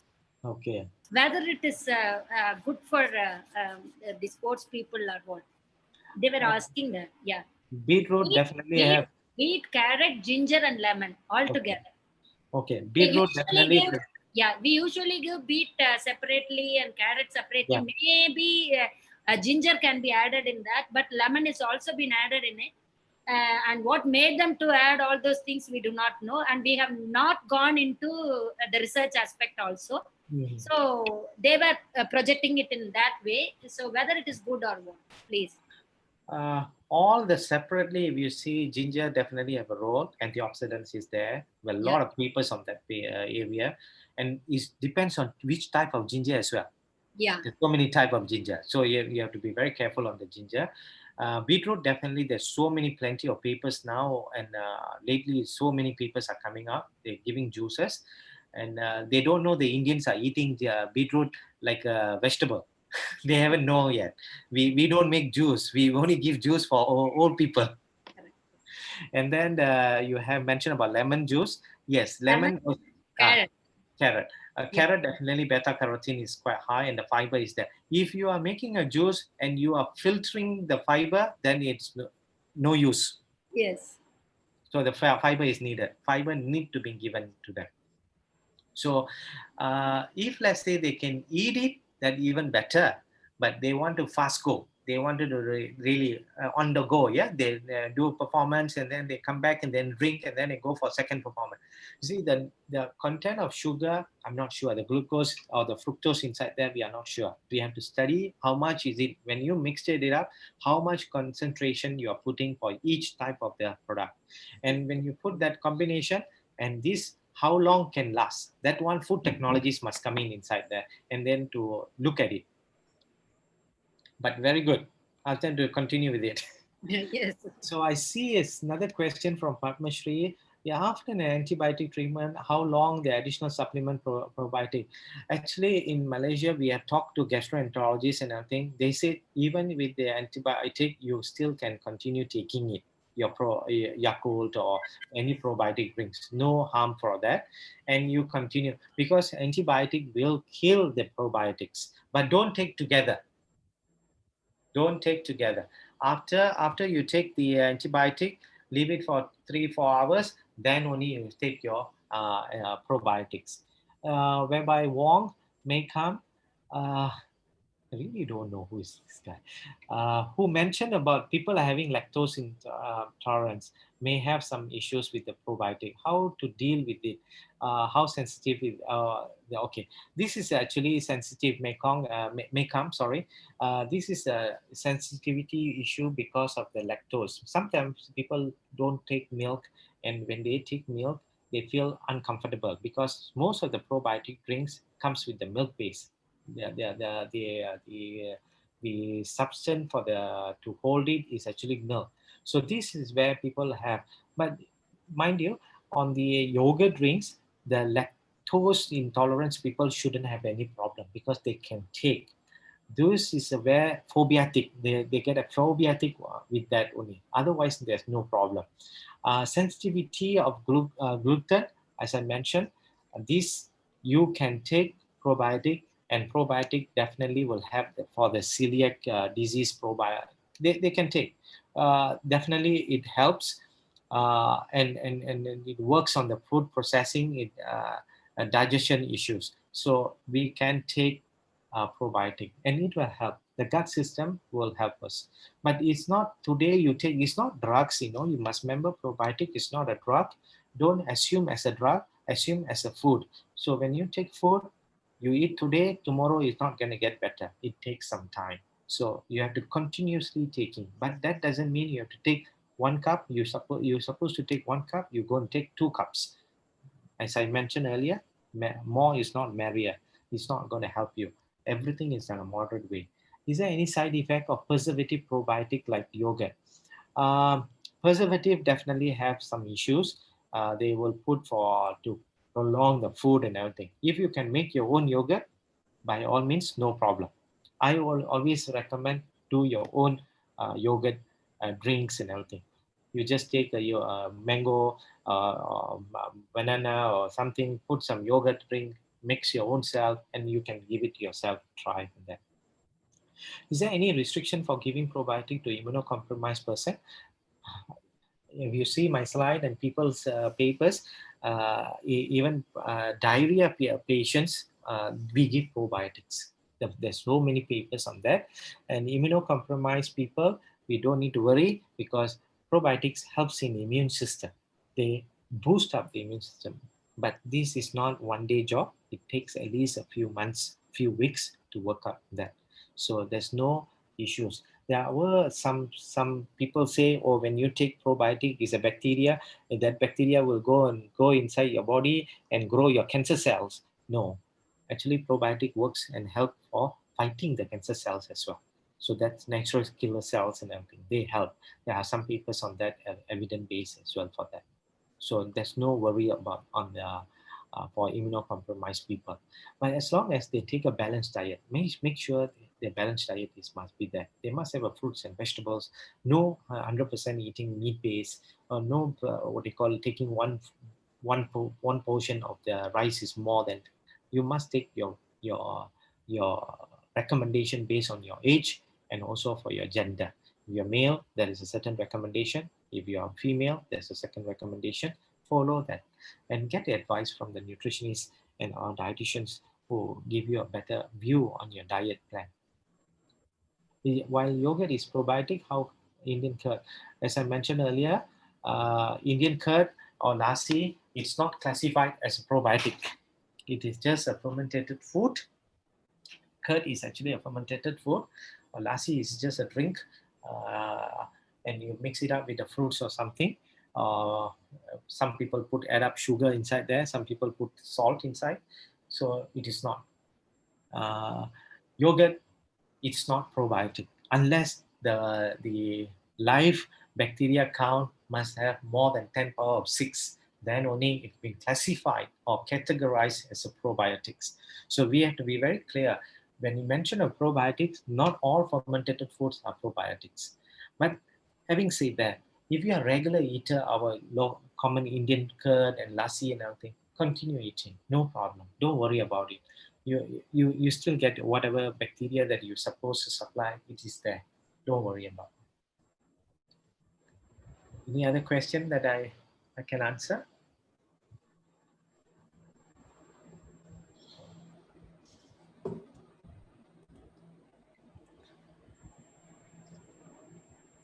Any other question, Uma? No, ma'am. That's it, ma'am.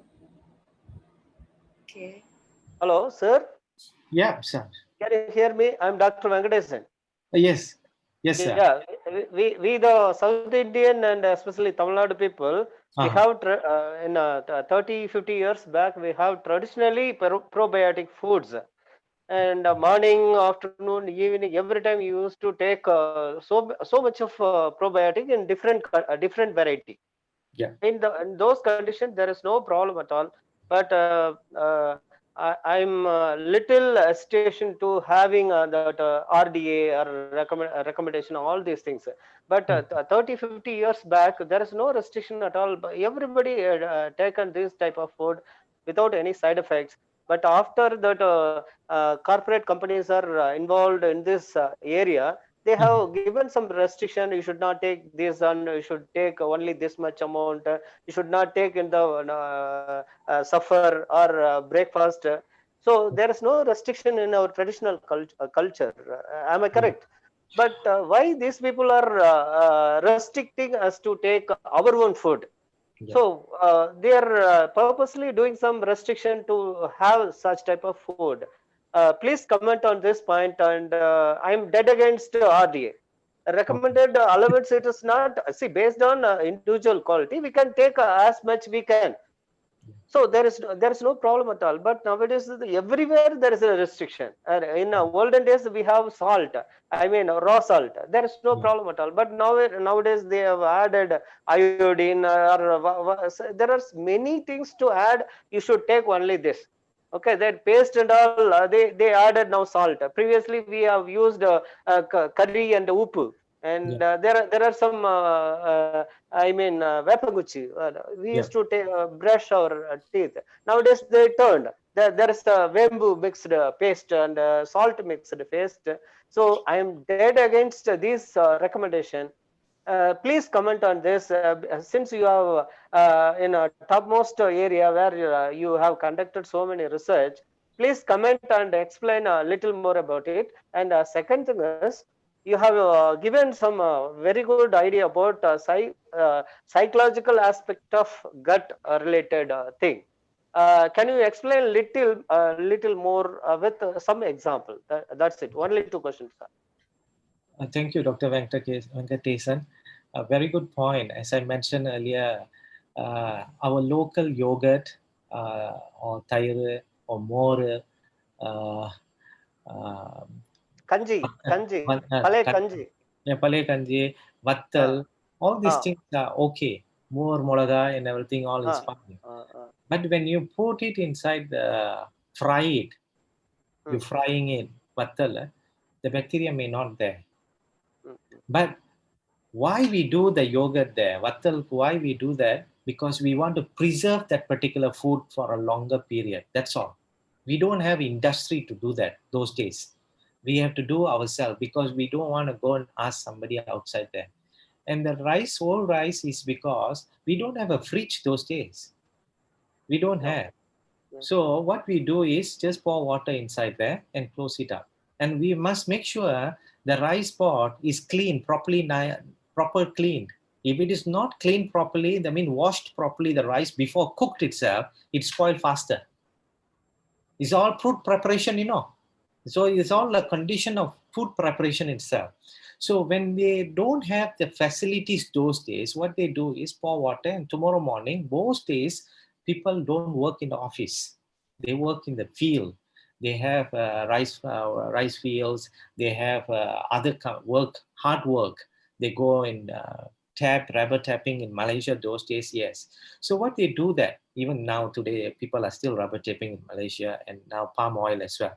So what they do that, because this is a leftover food, they keep it and tomorrow morning they take it, which now they said that contains some bacteria. Yeah, definitely. But that bacteria doesn't cause you any effect. But you leave it, one day is enough. Second day, you cannot eat that food again. You cannot eat the leftover food yesterday's one and tomorrow, day after tomorrow, keep it again. Fungus will form. The bacteria will be different, and that will cause you problem for stomach issues and everything. See, that is preservation. We wanted to keep it longer and short period time. That's why we're using it. So if we talk about yogurt and everything, yes, we can consume it, no problem. Even yogurt also we control. Now we do what? We want to control the sour taste of the yogurt. We put it in the fridge. The cold will stop the bacteria grow. The more bacteria inside there, the sour it's going to be. So we stop it. How are we going to do that? Just put in the cold places, it will stop down. And you take the wormwood. You will have keep the mother. Yes, You do this one. This is where I say the science actually started among Indians a long time ago. But the thing is, we don't appreciate it. We don't write a scientific book on this, all kind of these things. When I came to this area for nutrition, and then when I do my PhD, then only I learn a lot of things. Simba? Yes, the first milk of the cow. That was my PhD work. And I searched the study in India until I cannot find any papers. I feel very, very upset. I say, how come India people don't eat Simba? And Malaysia, yes, we do. When we have a cow and cow delivered, and we will give the first milk and we make a boiled it, and it's a very high protein. Why Australian fella and New Zealand fella, Netherlands fella can do a study on that and show sportsmen can eat it, and we don't do that. And it's a very high immune. Only 2-3 days only. After that, you cannot get it. You get a normal milk already. So these kind of things it's a functional food. It helps us extra role to play for us, but we don't document it properly. We just verbal. My grandmother say, my grandmother, another grandmother, my auntie. Well, that's all we go on. So well, this kind of food, I don't have any denial. You can continue eating, no problem. Don't worry about it. You just continue eat as what you ask. But you must remember why RDA came, recommended dietary allowance. Why? People are not eating what they're supposed to eat.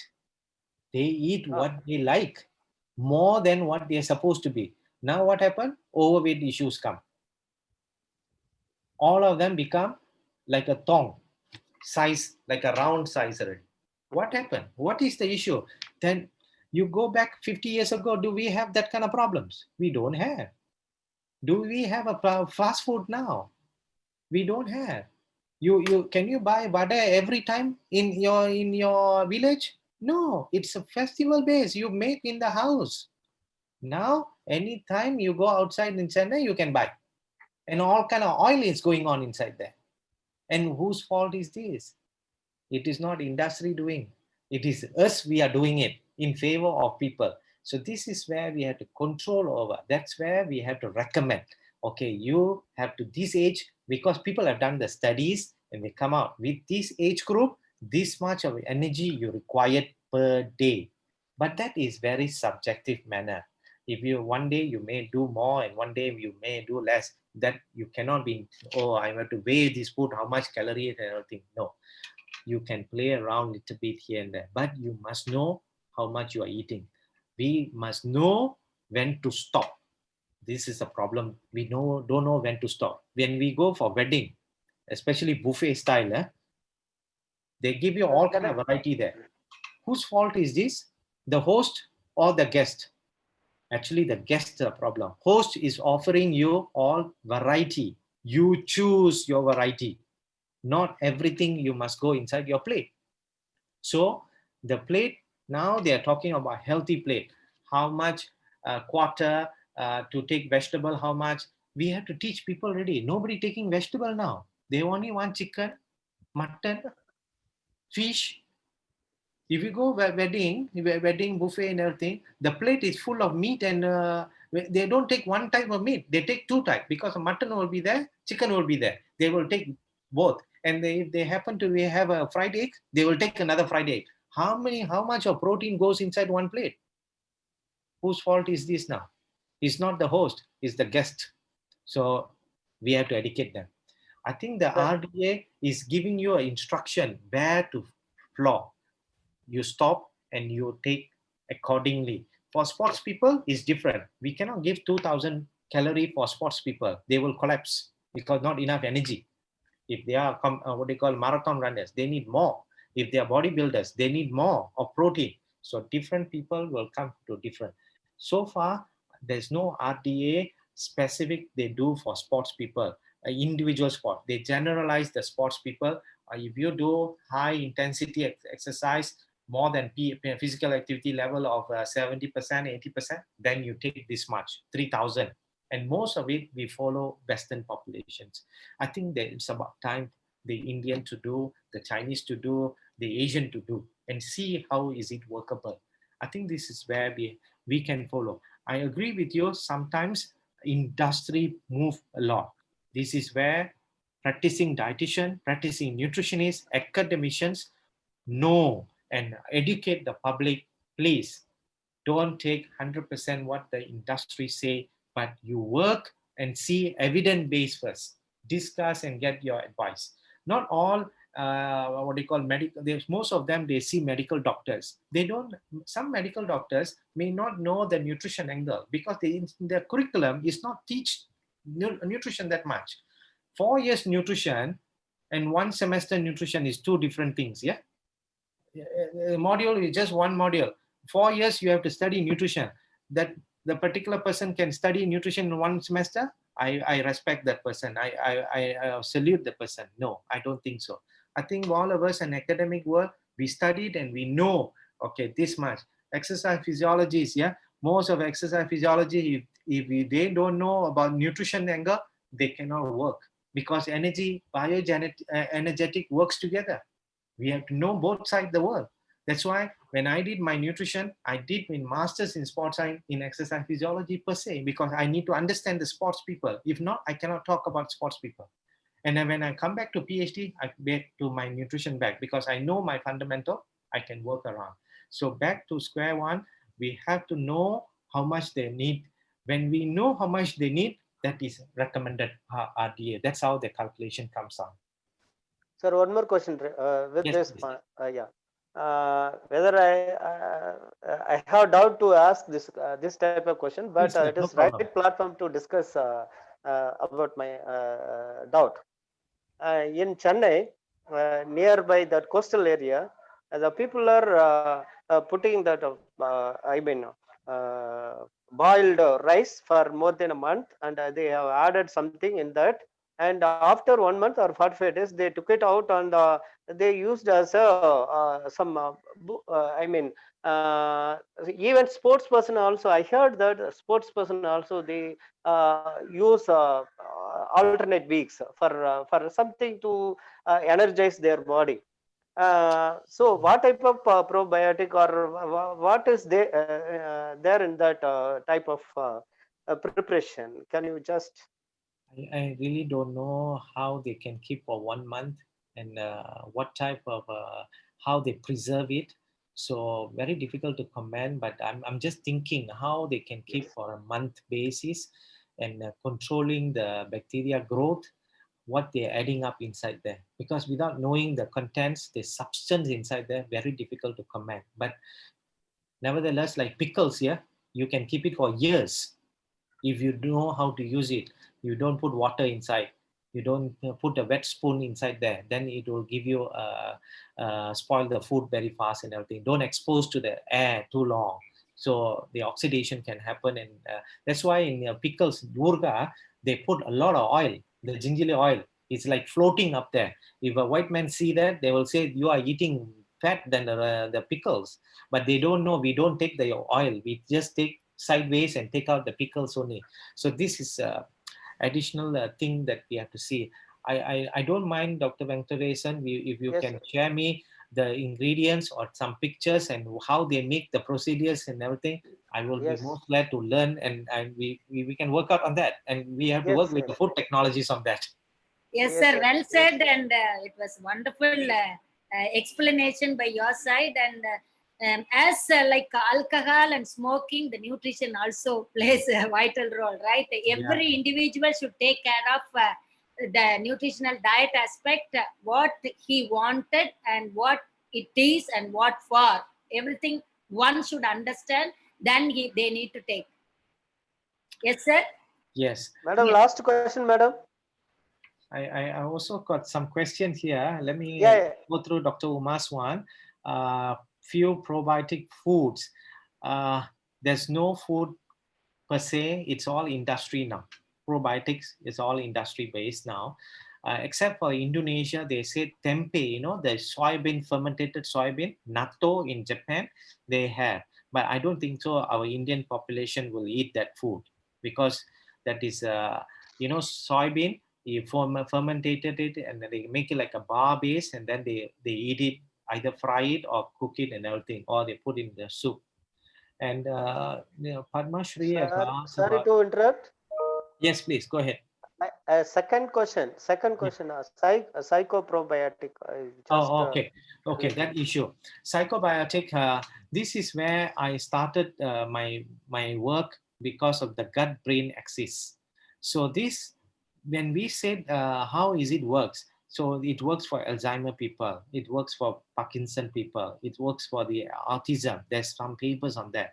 Then I was thinking how this thing works for sports people or not. So what we did was we give a what they call probiotic drinks for 8 weeks, and we see in football players how is it works in the brain, from the gut goes up there. So we have a machine to measure the EKG, that the brain waves. So we see there is a relaxation, and also the anxiety control is better in those who have taken the probiotic. This is a very interesting data that I personally feel that is very important that we have to go through that. And many years ago, my late grandmother used to say, those days when you are very heaty, very heaty, body get heat, those days we apply oil in the head Yes. to reduce it. No white man will recommend you that. Don't worry about it. They don't know about gingerly oil or nallanai oil in their whole world, and they don't know why we are putting coconut oil or gingerly oil in the head to reduce the heat and everything. The other aspect is actually probiotics, or not yogurt. Yogurt will help in the reducing heat. So this is, I think, our Indian people have Ayurvedic or Vedas people have done. They found that this or what they call yogurt, which is a milk based, have some role to play for your cooling down. That means you're getting calm. When you get calm, is relaxation. That's psychology part of it. So I'm not a psychologist, so I have to ask my psychologist, sports psychologist, can you do a measure on this and let me know? That's what our paper came out, and we published it. You can read the paper on that. So there is some impact in sports people. There are more people are coming out now. Recent papers, they are looking at the muscle, how recovery, the fatigue of the muscle can be reduced by these taking probiotic drinks. I thinking if we can put our cow's yogurt, maybe workable. I don't know how about goat yogurt. How about buffalo yogurt? There's a difference, yeah, because the fatty acid is changes differently, and people are doing with dahi with the camels and everything also. So different, different location, different way of tackling it. Definitely, the psychobiotic is actually the gut from to the brain. That is the link that I'm talking about. Thank you, sir. Thank you No for problem. your explanation. Thank you. And I noticed Uh, uh, Padmashri, I've asked about diarrhea, get rid of bacteria, what self-induced diarrhea, constipation. Please, you take the yogurt. No worries. You take, if you take Yakult, no worries, you can take it. Or I'm not supposed to promote any products. Yeah, I'm not talking about products, please. I'm just talking because there's available products available. It's easier for people to understand, can visualize. If not, go and take your normal yogurt drinks, which is the Thaira, More. Please take it. In Malaysia, More means take a yogurt, put in water, put some onion. That is yogurt. Oh, yeah, More. That is More for that. Different, yeah. Sir, you can promote kanji also. Every time you are using only curd and more. We've been eating that. Yes, Yeah. porridge has been made and fermented rice and along with this curd, and we can add it. Yes. Yes. It's a good meal. Yes. Yeah. And Palay kanji with buttermilk. You Palay see, kanji with buttermilk. yeah. You know why we take what you call this palay sora with the old rice with the onion? Yes. Why? Onion or green chili. You know, onion have a role not because of taste and pungent. No, it is a prebiotic. It's a supply food for the probiotics. Oh. So our old people have know many things lah. This is not they are not hypocrites and everything. All they are by themselves. They know this is all well studied lah. Well studied. So you say that it has been added. It's a raw one. Whether it is cooked, no. Cooking, all kind. This onion has been added more in cooking. Whether it is good or what? Tell me. You see, the raw is even better. No problem, we can eat it. If now the trend in the industry is deep fry that onion and then throw on the food and everything, it's just a decoration. It's not going to give you much, because most of the nutrient fiber only going to remain there. The rest of it is going to die because our Indian food will kill a lot of vitamins and minerals inside there.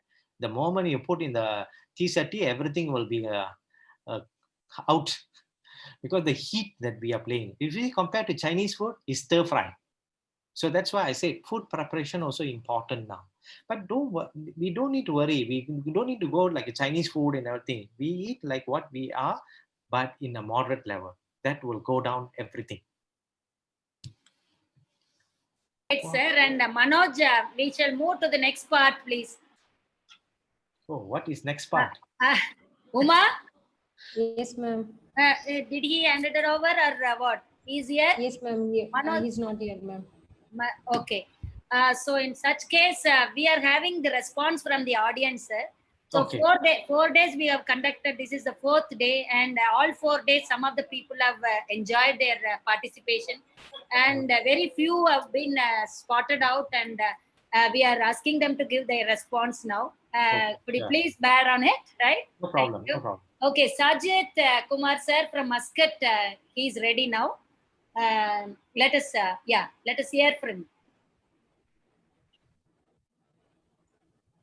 Madam, hello. Yes. Yes, madam. Yes. Mahendran sir, he don't know about his. Wait. After this now. Good morning, Mahendran sir, and the honorable panelist of the day. Thank you, in fact, it was a worth session. This is my second session which I'm listening to Mahendran sir. Oh. And if I remember exactly, he had given one lecture on the importance of sports science and webinar on 28th May. Yeah. And I had attended that. It was an eye-opener for me, and definitely this is the second session. And I strongly advocate what Mahendran sir has said. In olden days, people know much better than what the present days. Only thing is, the present day, they have done a research and made a revelation to the general public that in the name of nutrition, this is good, this is bad. But underlying fact, what I have seen is the laziness of the people. It is just the laziness of the people which invites all these things. My father used to say once upon a time, we have to understand 3 things. That is, I'm a Malayali. Yeah. Avisham, Atyavisham, Anavisham. So we need to understand the difference between these three. Right. You understood? They used to say in olden days, the person who is eating more than 4 times a day is a rogi. Yeah. A person who is eating 1 time is a yogi. So all this has, we have a rich tradition which is more than 5,000 years old. Yes. We have a great civilization behind us, a legacy. And definitely what you had said is absolutely fine. Even in yesterday's newspaper in Indian Express, they had given certain reasons of malnutrition for the, especially the children, and the neglected part of the women and girl children. They Yes. are neglected. They are totally neglected. In a family where there are girl children, the girls are given the last of the remaining lot of the food. Yes. What is this? Is it right or wrong? What's absolutely not correct? So these are all the different aspects where our social evils are being, done, and the main cause of all this malnutrition and other things. Definitely, it was an eye opener for all of us, sir. And definitely, we value all your papers and suggestions. And definitely, Venkatesan sir also has asked certain valid question about Yeah. the relevance of how the old and the new comes in, and you have explained it very appropriately. Wonderful, sir. And definitely, I'm really honored to listen to the learned scholars like you. And definitely, thank you very much, Grace ma'am, Venkatesan sir, Senthil sir, Uma ma'am, everybody, for giving me a platform to interact with sir. And definitely, I take it as a great pride for me to be in the August gathering where you have not left any stone unturned. God bless you, sir. Thank you very much. Thank you. Thank you, Sujit sir. Thank you, sir. And Thank you. may now invite Dr. Poongurli. Dr. Poongurli, us. Shenbavali madam last. Dr. Poongurli is here now. Uma? Sir, I'm checking. Poongurli? No, ma'am, she's not here, ma'am. Okay. Dr. Shenbavali madam, sir, presently she's the principal of St. Teresa's Physical Education College. Oh. And we are very, very fortunate to have her in our platform today. And in spite of her busy schedule, she could able to join for the 4th day and could listen for your speech. And may now invite Dr. Shenbavali madam. Thank you, Dr. Grace Helena, for your beautiful words and about me. And today's resource person, what first scholar has said, I'm also hearing the second time Dr. Mahendran Appukutti's speech. It was really a wonderful one. We enjoyed the whole program in a nice manner. And we all know that nutrition is the science that examines the relationship between diet and health. You also pointed out deficiencies, excess and imbalance in diet can produce negative effects on the health, and also it leads to some diseases, cardiovascular disease, diabetes, and scurvy, obesity, osteoporosis. All these things are coming because of the deficiency in the food. And they should be prevented or alleviated with better nutrition. The science of nutrition attempts to understand how and why the specific dietary aspects influence health. This was explained very clearly by our resource person, and he has said the athletes performance, how it is enhanced means by taking the probiotics for sports, enhance the overall performance of the athletes, and also it enhances the immune system. And also he told that reduction in the upper respiratory tract infection. I think, am I correct, sir? Yes, sir. Yes, Then madam. he also explained antibiotics usage and medical treatments, poor hygiene. Like that, he has explained all those things. And Venkateshan sir also asked about the psychobiotics, and that was also very interesting. Everything was very, very nice program, and it is useful for the people, those who are attending this webinar. And I must appreciate you for enlightening us with all the new facts, and you are about your university also you explained. And really it is a great thing that so much of students are studying in university. This is the very big university, he told, and we were very highly impressed by your speech, as well as about your hearing about your university and all. And another thing I want to tell you, this health is the prime concern of all human beings. The science of food and its relationship to the state of physical and mental well-beings and physical activity is the thrust area. And Dr. Grace Helena knows about that, and she has organized this nutritional week. I don't know, previously and all, she used to conduct it for one day and all, but now she has organized it for a week and all. The foundation of good health is exercise and a well-balanced diet. This is the dream of the sports persons, because Yes. which pave the way for the healthy India. Yes. And she has understood that, and she has organized this webinar. And I'm in recent times, there is a growing awareness and consciousness about the importance of exercise and nutrition. Due to the growth and of science and technology, so many equipments have come into our life. That is TV, radio, internet, iPad, smartphone, like that. So many equipments are coming into our field, and people are always sitting in front of the machine, and then they are spending their time and without doing any exercise and all. That is a bad habit because of the invention of the scientific technology and other things. And the people are also taking the junk food and fast foods. There is a tendency to avoid healthy diet. What our resource person was telling, healthy diet is an important one to enjoy a better quality of life. That is completely omitted. And the elders in the society only, they have to inculcate this type of values among the people.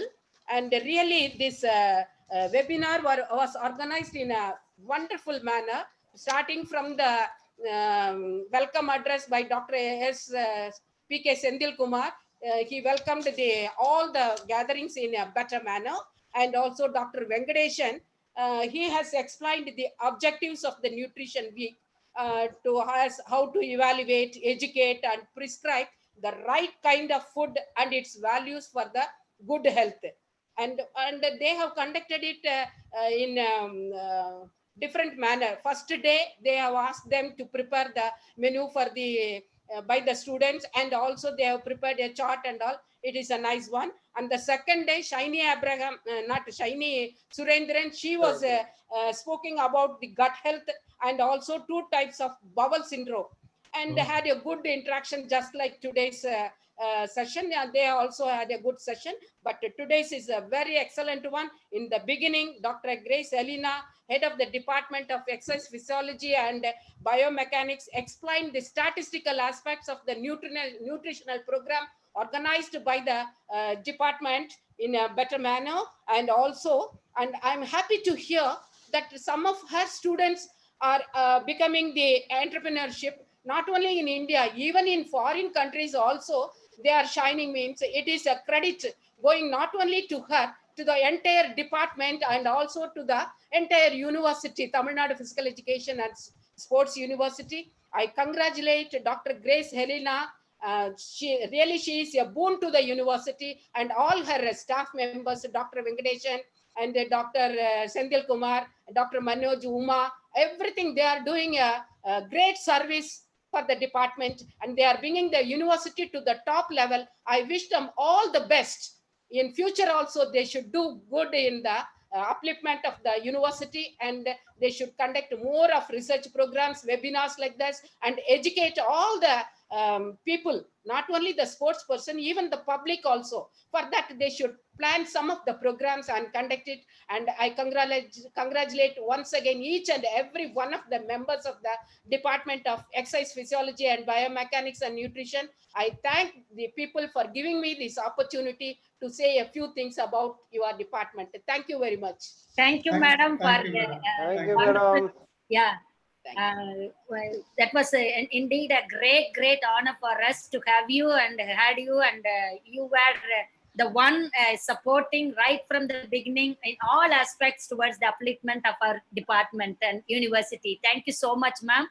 And last speaker will be our own student, Mrs. Padmashri. Padmashri is available. Yes, ma'am. Yeah, please go ahead. Sir, it was really wonderful, and I'm feeling grateful for getting this opportunity to be able to listen to your presentation, and thank you for that. And the last 4 days were like really enlightening. There were a lot of information, a lot of things were shared, and it was really good. The interacting with the teachers and students, it was really great actually.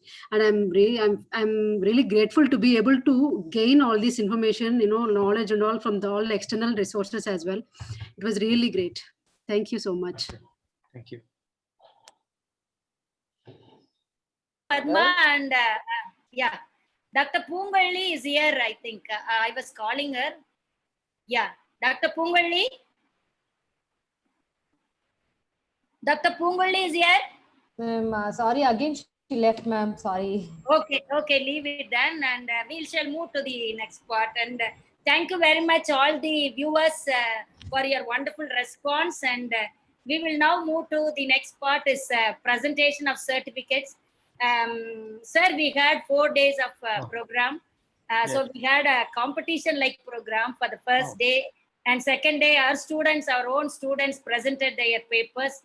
So for them, we wanted to encourage and motivate them to come up in their life, so that we would like to present certificates to them. So before presenting the certificate to them, we would like to present a certificate to you as well.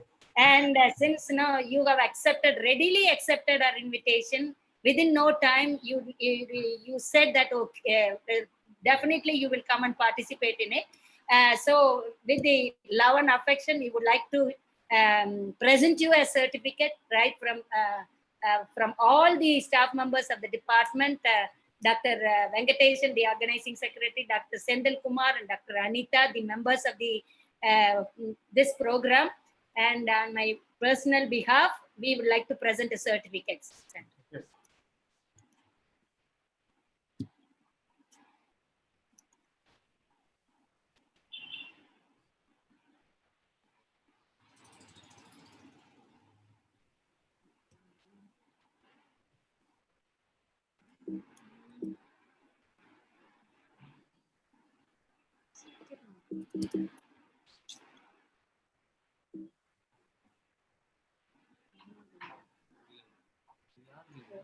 Yeah.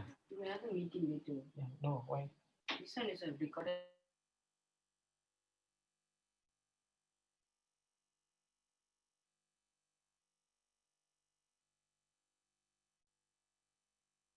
Madam, display பண்றீங்களா? Can please.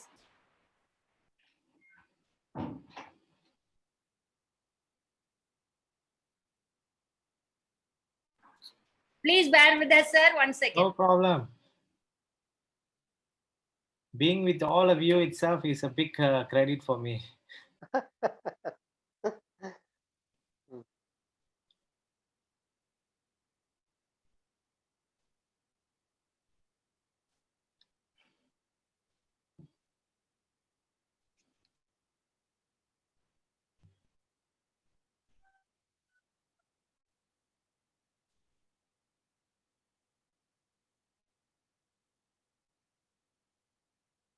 Wow, that's so nice. Thank you very much. Sir, thank you. It's so nice. I will send it to you. Signed by our Vice Chancellor, Registrar, myself, and the organizing secretary. Thank you very much, sir. Yes. Thank you very much. Yes, sir. So bright and clear, very class, very nice. Thank you so much.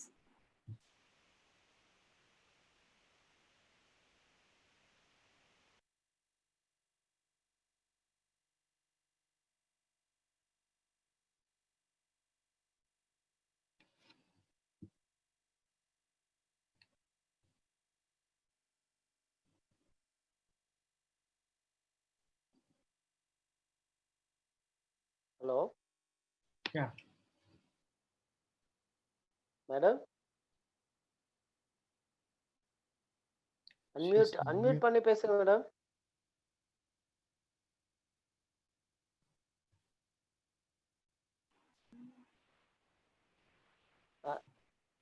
Hello?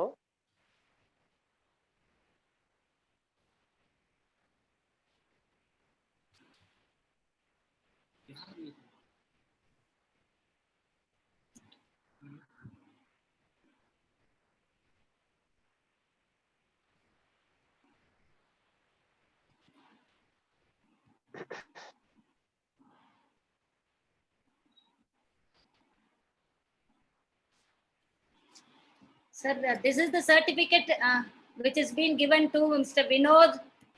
And we are also having two more persons, Padma Shri and Karthi from second year MSc students. They gave a wonderful presentation on the second day of our program. And this is one of the certificate receiving by Vinod, and two more certificates are also there, and it is getting time. So he spoke about gut health, something to look after for nutrition. So this is a certificate. Next. Very good. The next certificate will be presented to the students, those who have taken part, BSc students, those who have taken part in preparing the items and presenting it and explaining the things which the benefits and so on and so forth. So we had a group, in each group 3 members, and one had cooked and another one was doing the chart work, and the third one was presenting on the whole. So based on these judges' point of view, we have given their mark and selected the first place goes to the BSc second year students, Hemant group. So we would like to present Hemant. This is the certificate given to Hemant Kumar. Yes. Congratulations. Cooking. Yeah. So no more. Second. Men also can cook. Yes, anybody can. You can also try at your home. Yeah. Anyway, most of all the restaurant, hotels are men is the cook, chef.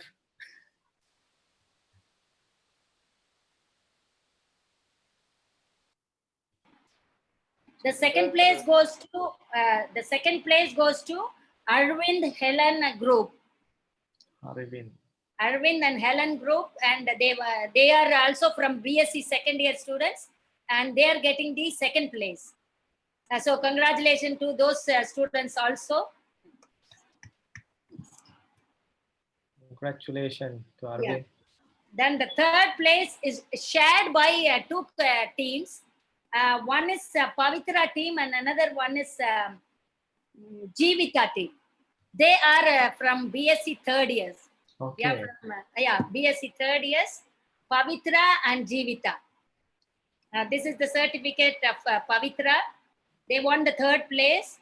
So six of them are getting the third place, sir. Oh, okay. Yeah, 2 groups, they are getting the third place.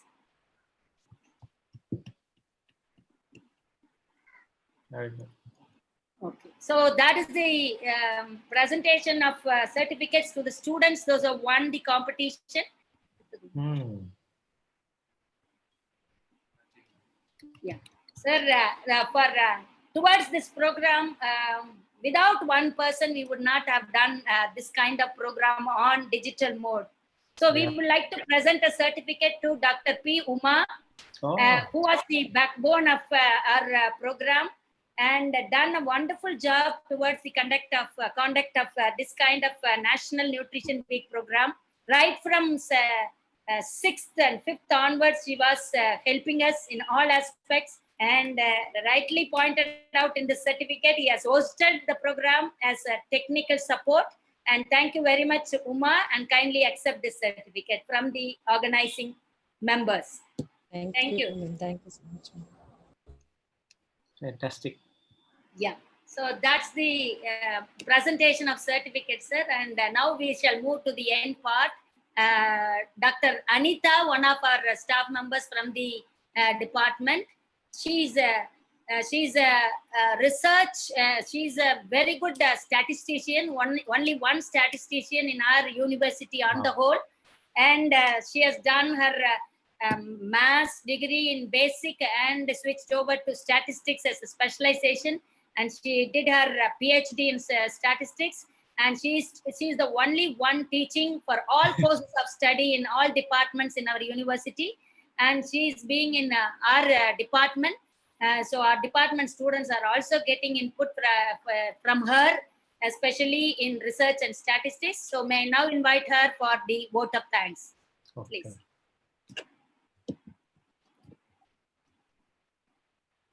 Thank you, ma'am. It's not audible, Anita. It's not audible. Hello, can you hear, ma'am? Yes, go ahead. Our most honorable Vice Chancellor, respected Registrar, Controller of Education, and professors, associate professors, assistant professors of various departments in Tamil Nadu Physical Education and Sports University, and also from affiliated college, and invited guests and dear friends.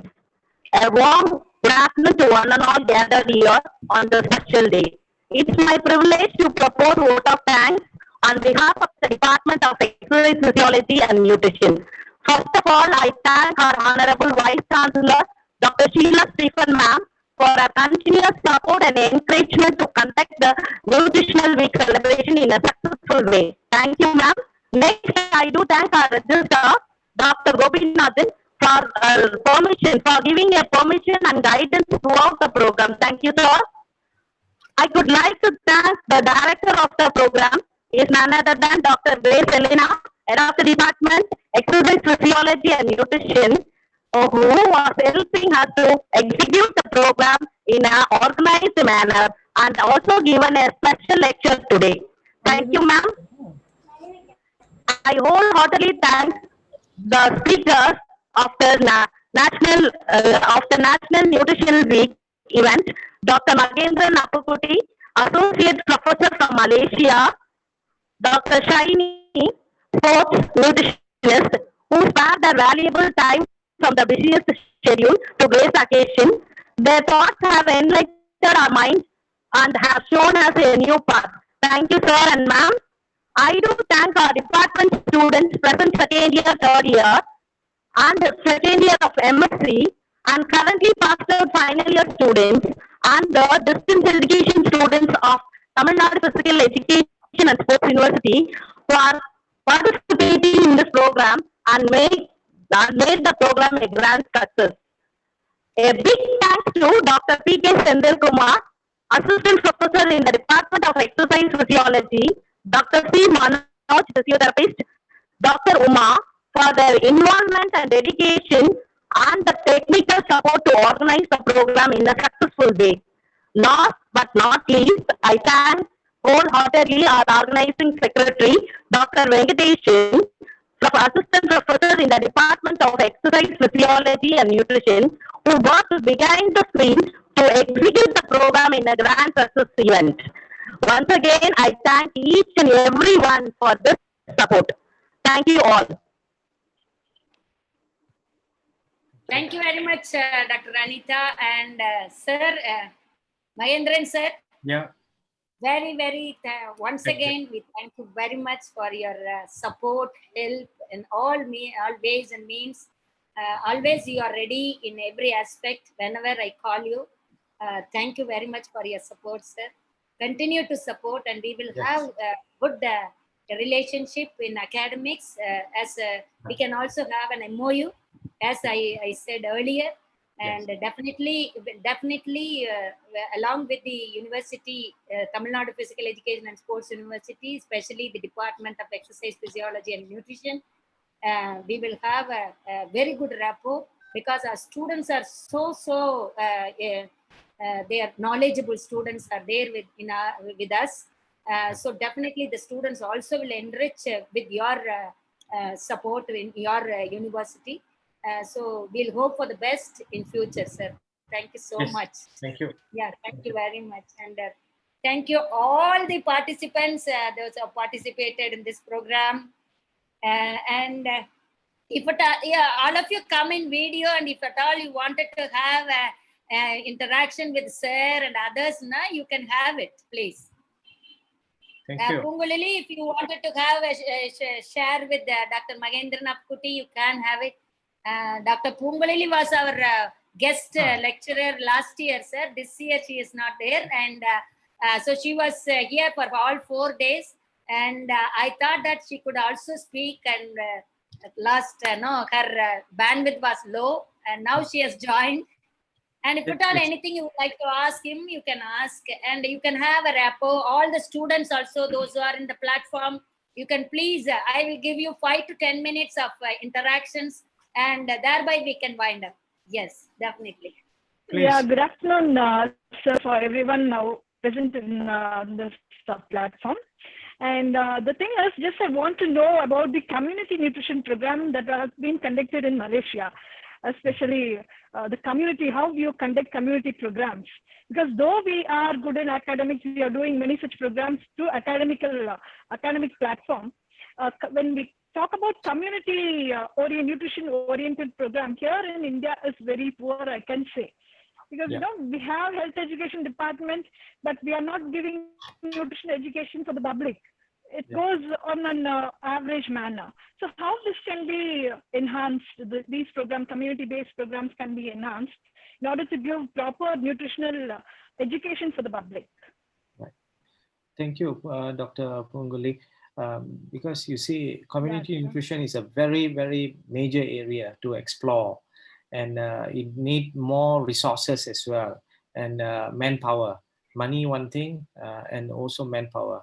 And you need students. Actually, we do with the students. What we do is final year, one of the attachment is they have to go and bring up some kind of products, or product means nutrition facts to educate them, irrespective any population, either school children in the school children programs, or adolescents in the secondary school, or university student, or villages.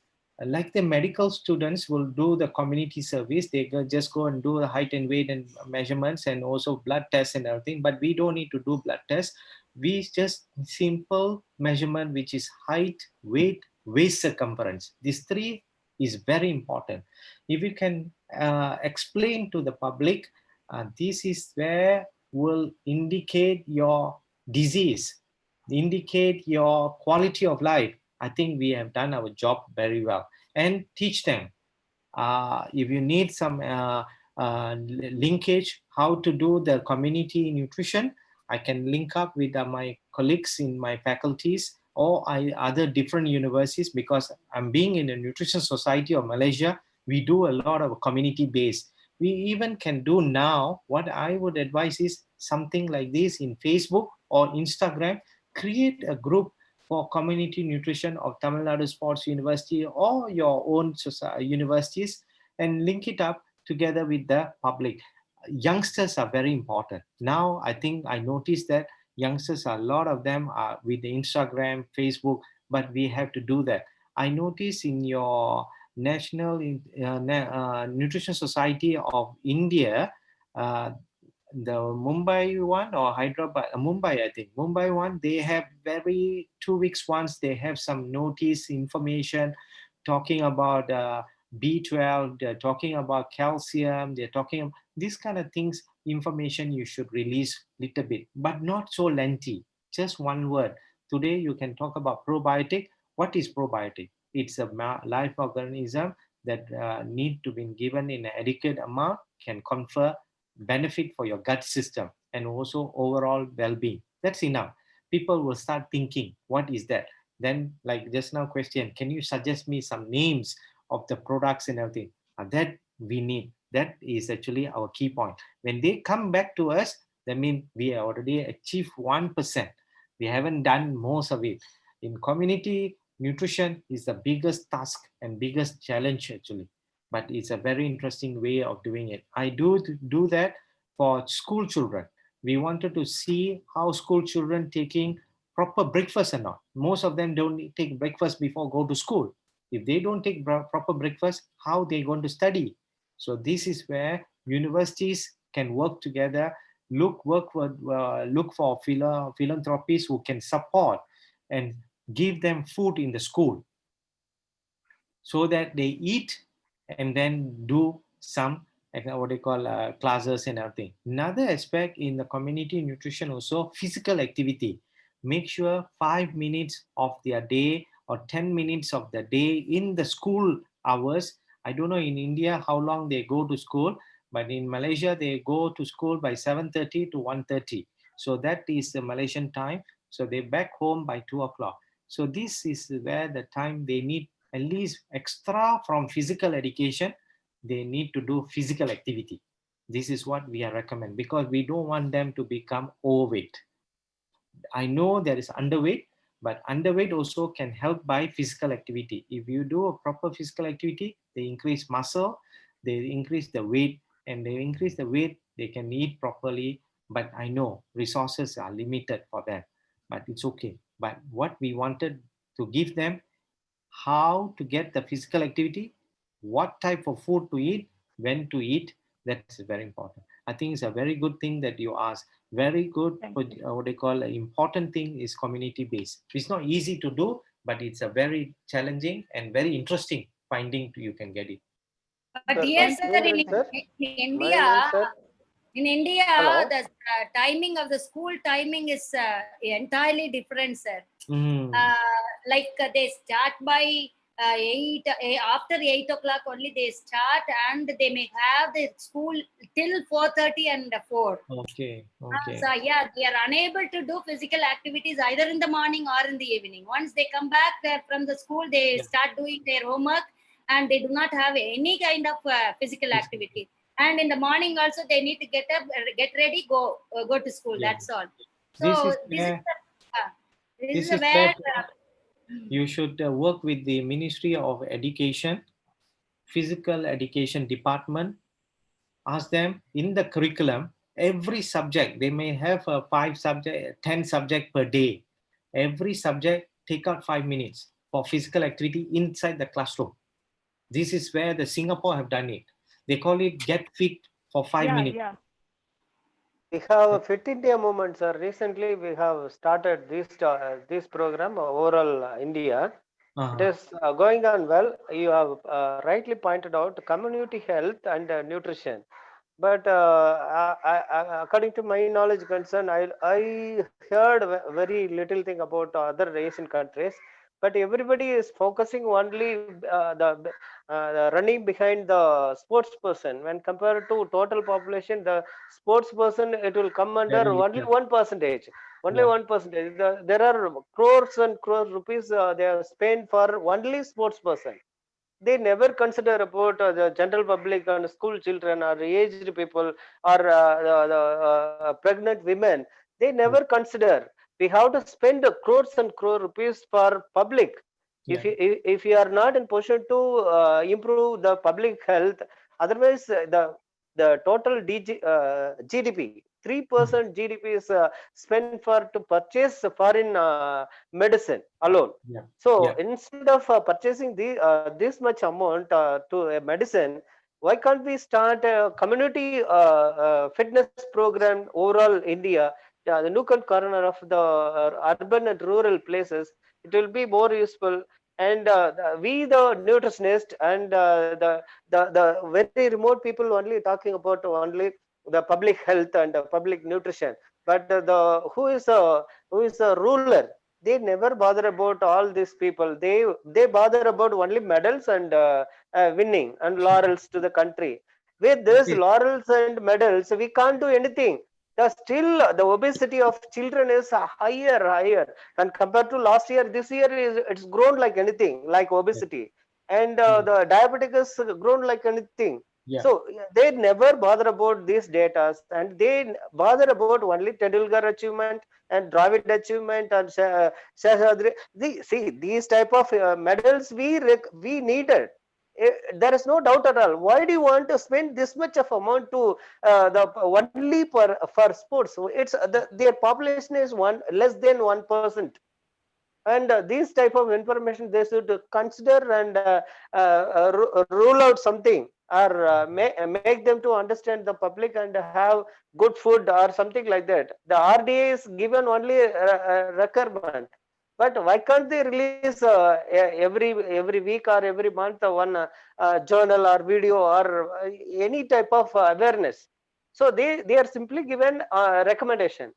What is your prescription? Without prescription, how it possible to recommend and have some such type of food? In the beginning somebody is told we don't have food to eat, 3 day for meal, but we are talking about the top sports person nutrition, and they are consuming 1 liter of water 650 rupees, I think. Our Indian cricket team captain, the water 1 liter cost is 650 rupees, but still there are the poverty people is begging for a small amount of food for their hunger. Yeah. So this is what I want to share in this platform. Thank you, Yes. sir. Sorry to interrupt. No problem. Let me put it in a very short term. Yeah, this Tamil Nadu Sports University, Physical Education and Sports University, that is your core business. You have to deal with athletes. You cannot run away from that, because that is your core, because that is your basic produce your athlete. You are going to produce athletes with the academic or either with the people in the field of active individuals and everything. Whereby the other universities who have general degrees, the normal degrees and everything with the nutrition per se, maybe Madras University will have a degree in food science and nutrition or something. They all have to work together. This is a community, means not only community, the nutritionist also a community for themselves. The nutritionists must work together. They shouldn't be working silo. Oh, I go do one corner, you do one corner, but we don't work together. We cannot do that. In Malaysia, what we do is we split it up. Certain part of it, okay, this university, you tackle this part. I will tackle this part. So we know what we are doing. But when we come to a conference and everything, we present, we talk, we communicate, and we know what we are doing. So to order to cut the red tapes, protocols and everything, I feel that you all have to work together with a few universities. But like for Tamil Nadu Sports University, your core business more on sports and everything. Okay, let's see what you can recommend for physical activity. That's enough already. Let the nutrition degree owner, the bachelor degree in nutrition per se, what they can offer. They can work together with the active individual, what they call your department, Bachelor of Sports Science or Bachelor of Physical Education. Exercise physiology and nutrition. So they can talk with them, okay, how we can do food basis for school students. Normal school students, they also have a sports, they have a competition, they want to eat proper food. What you can recommend. Normal degree student may not know that much, because normal degree nutrition student, they only know nutrition per se. They don't know sport nutrition per se. They learn only one semester. They don't learn exercise physiology. They don't need that. It's not required. They only need to know what is the food that meant for sports people. But your side, you will know better. So when you work together, two people from different university work sit down, because you want to tackle the community. I know there's so many problems inside there. We cannot solve everything. We solve within our range. 5 kilometer radius of your university, that's enough already. Your student do community base. Your student must go out and change some community. Or village, take it as their supporting group. They have to go. Yeah, adopting the village. Yes. So I'm sure the methods are there. It's just material. You need some material. Now you already have me. I already link you up to the Nutrition Society of Malaysia. Inside the website, there's so many there. English version is there. Take it out. Basic understanding, because we use it for community. We are giving that to our own community. Malay, Chinese, Indian, all reading it. not the nutrition students only, it's for community. So you can take the material, translate it in Tamil, put it in a simple manner, put it, give it to everybody, educate them. And like what you all very nicely done, Nutrition Week. I think during COVID we cannot do openly to outside. If not, I'm sure you all already opened it to outside to people to come within the campus to come and visit and learn. I think that can be done actually. I think Dr. Sajid, you have something to say. Yes, sir. Yes, sir. Yes, sir. Well, Sajid, sir. yeah, based on this community coaching, India has recently started a drive that is called a Fit India movement Yes. and Khelo India movement, where the larger portion of the takeaway is given to the schools.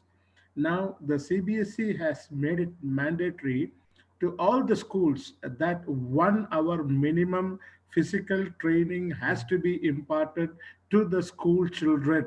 Right. Is Good. a part of it, and the schools are being given an opportunity to be part of Fit India certification, whereby the first and foremost thing what they do is checking of BMI of each student. Student. BMI. Then goes the flamingo test, play tapping test, different, that Yeah. is body balance, coordination. So Right. all this test is Skills. slowly coming up, and this was introduced last year, 2019, during the Indian National Sports Day, when our Prime Minister had implemented this.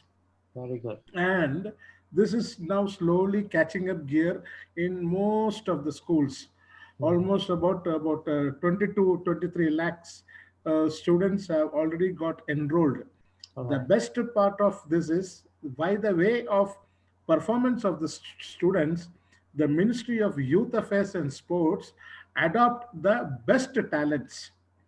They are adopting the best talents and they are giving training. If suppose a child is coming from 6th standard, is getting adopted, he will be given free education, Sure. free food, stay and everything till he completes 12th standard. And at the same time, the sports is also being given. Yeah. What your statement was absolutely right. Even in Muscat, in our part of the world, we start our school at 6:45 Right. and Right. we end the school at 1:30, Right. because the heat over here is too Yeah. immense. True. Yeah, I So agree. definitely, geographically, there are a lot of variations Yes. and things in around. And Grace ma'am, what rightly said was absolutely true. Back home in India, students are educational oriented. After the 10th, 12th, 11th, and 12th, engineering, IIT, or anything, something like that. Physical literacy is totally neglected. Yeah. So the ambassadors like Venkateshan sir, Punguli madam, Grace ma'am, they are the real torchbearers, and like you, who are really advocating for the betterment of the students and the younger generation. More of physical literacy has to be advocated in a wider perspective of angle. Thank True. you, sir. Thank you, sir. Sir, one more thing.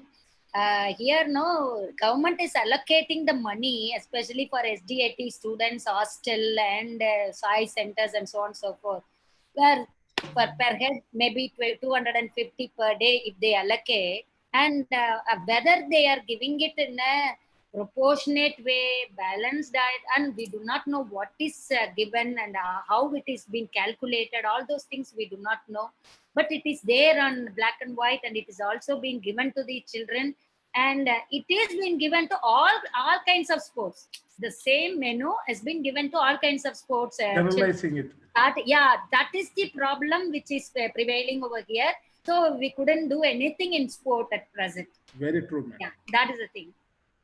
I think the intention is good. The Yeah. implementation is wrong. Yes, implementation. Yeah. They just okay, we can do all these things. It's top down, but when it comes to the middle, where is the implementing, they don't know. So it get haywire. Everything is not in place. In a confused state. Yes, it happens Malaysia also. Malaysia also. In fact, when I visited Malaysia, we were having an ICC tournament in Kinara. And there I had happened to visit a beautiful, huge mall where they allocate the calorie-wise food. The menu is being displayed. Yeah. Juices, this much calorie, carrot this much, beetroot this much. So whoever wants to have a pick, they can pick it. I was really, that's the first time I'm seeing any part of the world where I have traveled. Yeah. It was too good. It was calorie wise food. You can select from the menu and give the number. He prepare that and give you the juice. Yeah. Whether it is a smoothie or fantastic, it was. But Malaysia is 50% of them are overweight now. Sir, sir, I have a general question. It's a general Yes. question, just out of curiosity. What Yes. is the staple food of Singaporeans and Malaysians, and how their diet and Food. lifestyle would be? All of us eat rice. So is it? Okay. Rice. Without rice, the Malaysian will sleep. They will die. How the And, lifestyle? because combination of Chinese noodles are there, so we have the Chinese noodles, yellow color noodles, or rice based noodles. Two type of noodles. One is the wheat based, and the other one is a rice based, like Sir, yeah. whether it is polished rice or unpolished rice. We don't go for polished rice, or what do you call unpolished rice. They all take the polished rice because everything is nice. Yeah, So color when is you take nice, the diabetic goes as well nicely. Exactly, you said, sir. Sir, And see, sir. in our market, sir, it is these organic food like Oh. millets are available. Millets are available everywhere, but we do not. They say that it is organic, but we do not know if we bring them home and cook. Na, it is some smelly smell is coming like a chemical smell is coming in from that rice or millet. Then we do not know whether it is organic. They say it is fully organic, and what is happening, we do not know at all. But we buy that on only. We are taking those food. This Yes. is where the regulation is wrong. You see, Yes. I don't believe in this organic business and everything anymore, because it is not regulated, properly regulated. And even it's regulated, not all companies follow properly. Enforcement is not there. And yes, if you are organic, you have to put a label. They can put, anybody can put the label. Any printout, you can do it in your office also, you can print out and put it there. So the organic is not, I don't believe that much of it. Like what you say, finger millets and ragi and everything, we Malaysia don't produce anything. Everything come from India for us. So you can smell chemical, means we can swim with chemicals there. And the thing is, now lately ragi is become a famous food among Indians because the diabetic goes up and people believe Yes, on ragi. yes, sir. But I think it's refined too much. It is not as ragi as before. Yes. You know, now they make idiyappam with the ragi. They're making dosa, like appam base is in the ragi, which is the kevar mavu, and they don't eat like kali and everything all. That one all those days. That one is my mother's time only. I don't even practice, and I don't know how to make it as well. My wife all don't know about this kali business and everything all, because it's all passed over already.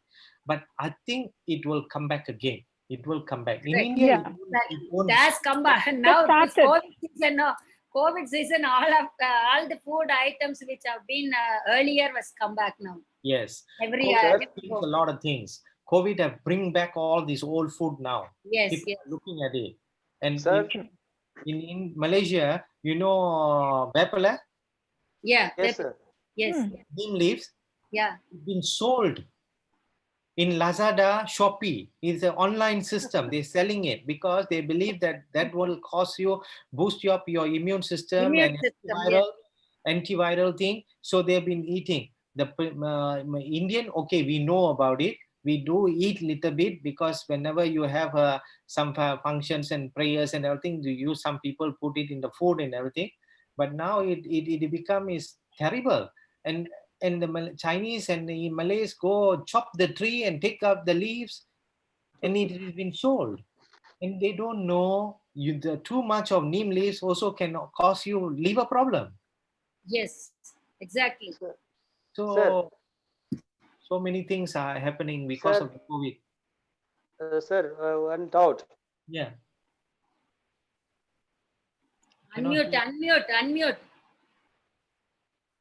I would like to discuss with only Tamil in this question. Sure. Usually நம்மளுக்கு வந்து பாத்தீங்கன்னா நவதானியம் சிறுதானியம் வந்து ரொம்ப famous 50 years back.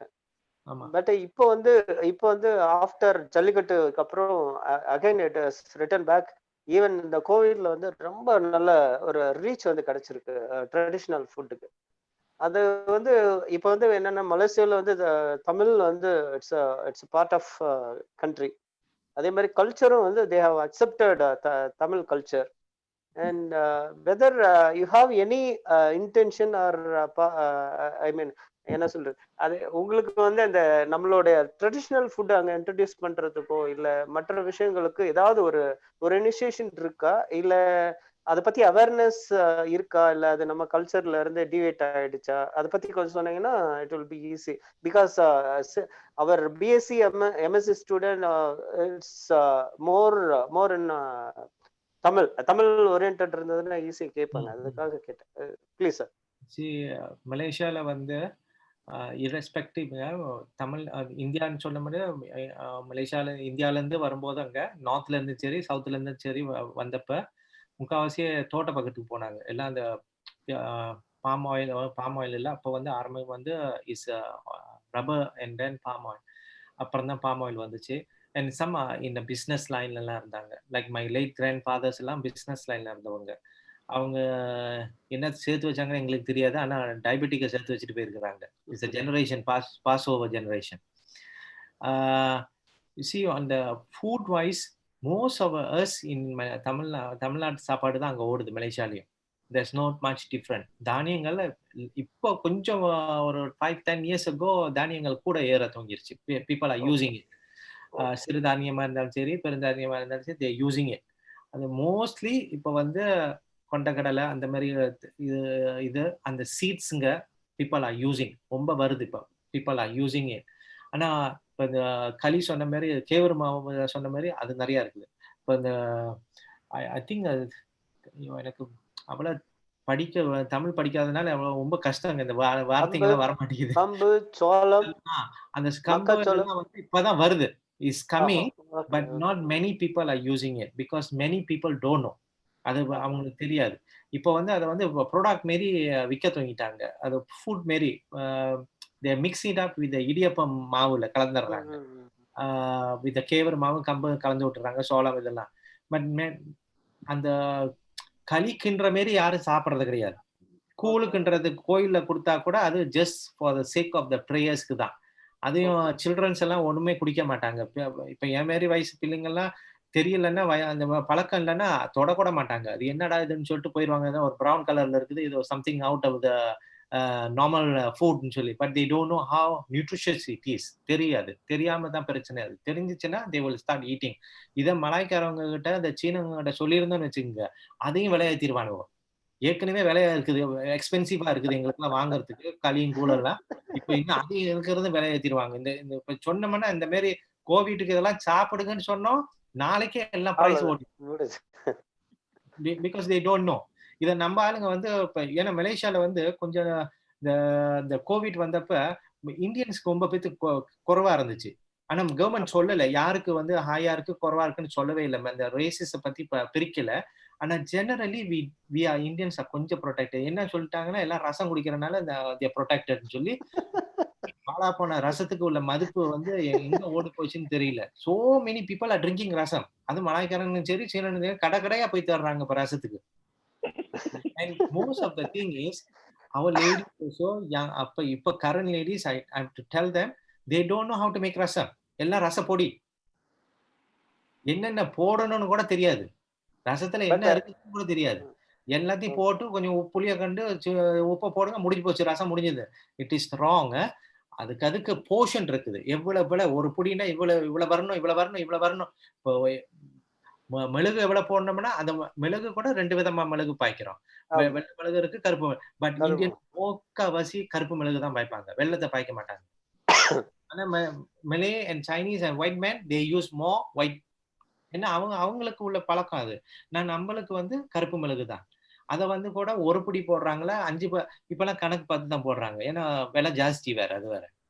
And they don't know how is the coordination. Cooking preparation very important, sir. இப்போ அந்த Indian ஃபுட்டுக்கு நீங்க சொல்லும் போது I think you all have many opportunity. இப்போ என்ன ஒண்ணு ரொம்ப வேண்டாம், சிம்பிள் ப்ராஜெக்ட் செஞ்சு பப்ளிஷ் பண்றதுக்கு மாத்திரம் பார்க்கணும். அதுதான் முக்கியம். அகாடமிக்ல இருக்கும்போது நம்ம எவ்வளவு பப்ளிஷ் பண்றோமோ it will future for industry. இப்போ நீங்க சொன்னீங்க உங்க ஸ்டூடெண்ட்ஸ் இண்டஸ்ட்ரிக்கு போறாங்க, என்டர்பிரினர்ஷிப் போறாங்க, இதெல்லாம் இண்டஸ்ட்ரி ஒர்க் தான். இந்த நேட்டிவ் காரங்கிட்ட போய் பழகணும். எவ்வளோ இருக்குது. இப்போ வந்து சிறு இப்போ கீரையில எடுத்தோம்னா தண்டு கீரை இருக்குது, இருக்குது, சோமினி கீரை இருக்குது. ஆனா யாருக்கும் சாப்பிட தெரியாது. எல்லாம் ப்ரோக்கலியும் காலிஃபிளவர் தான் சாப்பிட தூங்குவாங்க. எஸ், கேரட் முள்ளிங்கு சாப்பிடுறது கிடையாது, கேரட்டை சாப்பிடுவாங்க. ஏன்னா அது வெள்ளக்காரன் சாப்பிடுறதுனால அந்த ரேபிட் சாப்பிட்டு அதுங்களுக்கு என்ன குதிக்குது போல இருக்கு, அதனால நம்மளும் சாப்பிடணும் அதை. This is what happening. So we have to change. இப்போ நீங்க கேரளா சைடு போனீங்கன்னா that's a different story all about. கேரளால வந்து எல்லாமே கோகனட் ஆயில்ல தான், கோகனட் இதுதான். ஆனா they don't have a heart problem that much. ஆனா இப்போ ஸ்டார்ட் பண்ணோம், ஏன்னா பிசிக்கல் ஆக்டிவிட்டி இல்ல. அப்போ செஞ்ச சாப்பாட்டுக்கும் இப்போ செஞ்ச சாப்பாட்டுக்கும் வித்தியாசம் இருக்குது, நிறைய இருக்குது. அண்ட் மலேசியால வந்து கோகனட் வந்து வெரி பேட்னு சொல்லி ஒரு டயட்டிஷியன் நியூட்ரிஷனிஸ்ட் என்ன சொல்லுவாங்க, கோகனட் இஸ் வெரி பேட், கொடுக்க கூடாது. நான் சொன்னேன் கோகனட் மில்கே குடிக்கிறோம். அதனாலதான் சார் சொன்னேன், இந்த கார்ப்பரேட் கம்பெனி வந்ததுக்கு அப்புறம் நம்மளோட ட்ரெடிஷனல் ஃபுட்டை வந்து வேண்டாங்கிறாங்க. இது எடுக்காது, அதை எடுக்காது. I don't blame the corporate company சொல்லாதீங்க. The problem with the western food and our people are not practicing properly. Correct. Our people, அவங்கள சொல்லி குத்தம் இல்ல. வாங்குறது யாரு? நம்ம தான் வாங்குறோம். அவங்க வந்து வாங்க சொல்லல, விக்கிறாங்க. வாங்குனா வாங்கு, வாங்கலன்னா போ. இன்னொருத்தவங்க 1 பில்லியன் பீப்புள் இருக்காங்க இந்தியால, நீ இல்லைன்னா அடுத்தவங்க. அவனுக்கு வேண்டியது டேக் எக்ஸாம்பிள், சீரியல் இருக்குல்ல, கொக்கோ கிரான்ச், இந்த கார்ன்ஃபிளெக்ஸ் எல்லாம் எவ்வளவு நாளா இந்தியால பெனட்ரேட் பண்றதுக்கு பிளான் பண்ணிட்டு இருக்கானுவோ. முடியுதா? தோசை இட்லி உடுதா? தோசை இட்லி சான்ஸே இல்லைங்க சார். கான்ஃபிளெக்ஸ் உள்ளுக்கு பூர முடியாது. ஆனா தே ஆல்ரெடி பெனட்ரேட் ரெடி. இந்தியாவை பெனட்ரேட் பண்ணிருச்சு. ஏன்னா சில்ட்ரன்ஸ்க்கு இம்ப்ரூவ் பண்ணா சில்ட்ரன் சாப்பிட்டா அப்பா அம்மா சாப்பிடுவாங்க. ஏன்னா அது லெஃப்ட் ஓவர் வச்சிருவானுங்க, பிள்ளைங்க சாப்பிட்டாகணும். இது நல்லா தானே இருக்குது, இது எதுக்கு கஷ்டம்? இப்போ மாவு தோசை போடணும்னா ஒரு நாள் ஆகுமே, ராத்திரி போட்டாதான் நாளைக்கு காலையில ஆட்டணுமே, அரைக்கணுமே. இது என்ன மங்கள போட்டா பாலை ஊத்துனா முடிஞ்சு போச்சு கதை. இல்லைங்க சார், மேகி கூட ரீசெண்டா வந்து கொஞ்சம் ட்ரபிள் ஆச்சு, திரும்ப வந்து இப்போ மேகி வந்து இன்ஸ்டன்ட் நூடுல்ங்க. அதுல வந்து பிரச்சனைன்னு சொன்னா people are just manipulating the issue. I'm not telling Maggi is good in everything or bad ன்னு சொல்லல. ஆனா என்ன ஒண்ணு, அதையும் சாப்பிடலாம், ஒரு பொருள் தான். ஏன்னா அது டாக்ஸிக்கா இருந்தா நாளைக்கே செத்துறணும். இன்னைக்கு சாப்பிட்டா நாளைக்கு சாவணும், அப்ப டாக்ஸிக் இல்ல. அப்ப அங்க இல்ல. என்ன பிரச்சனைன்னா the way of preparation. நம்ம வந்து அதை பாயில் பண்ணி தண்ணியை ஊத்தணும், அதை ஊத்துறது இல்ல.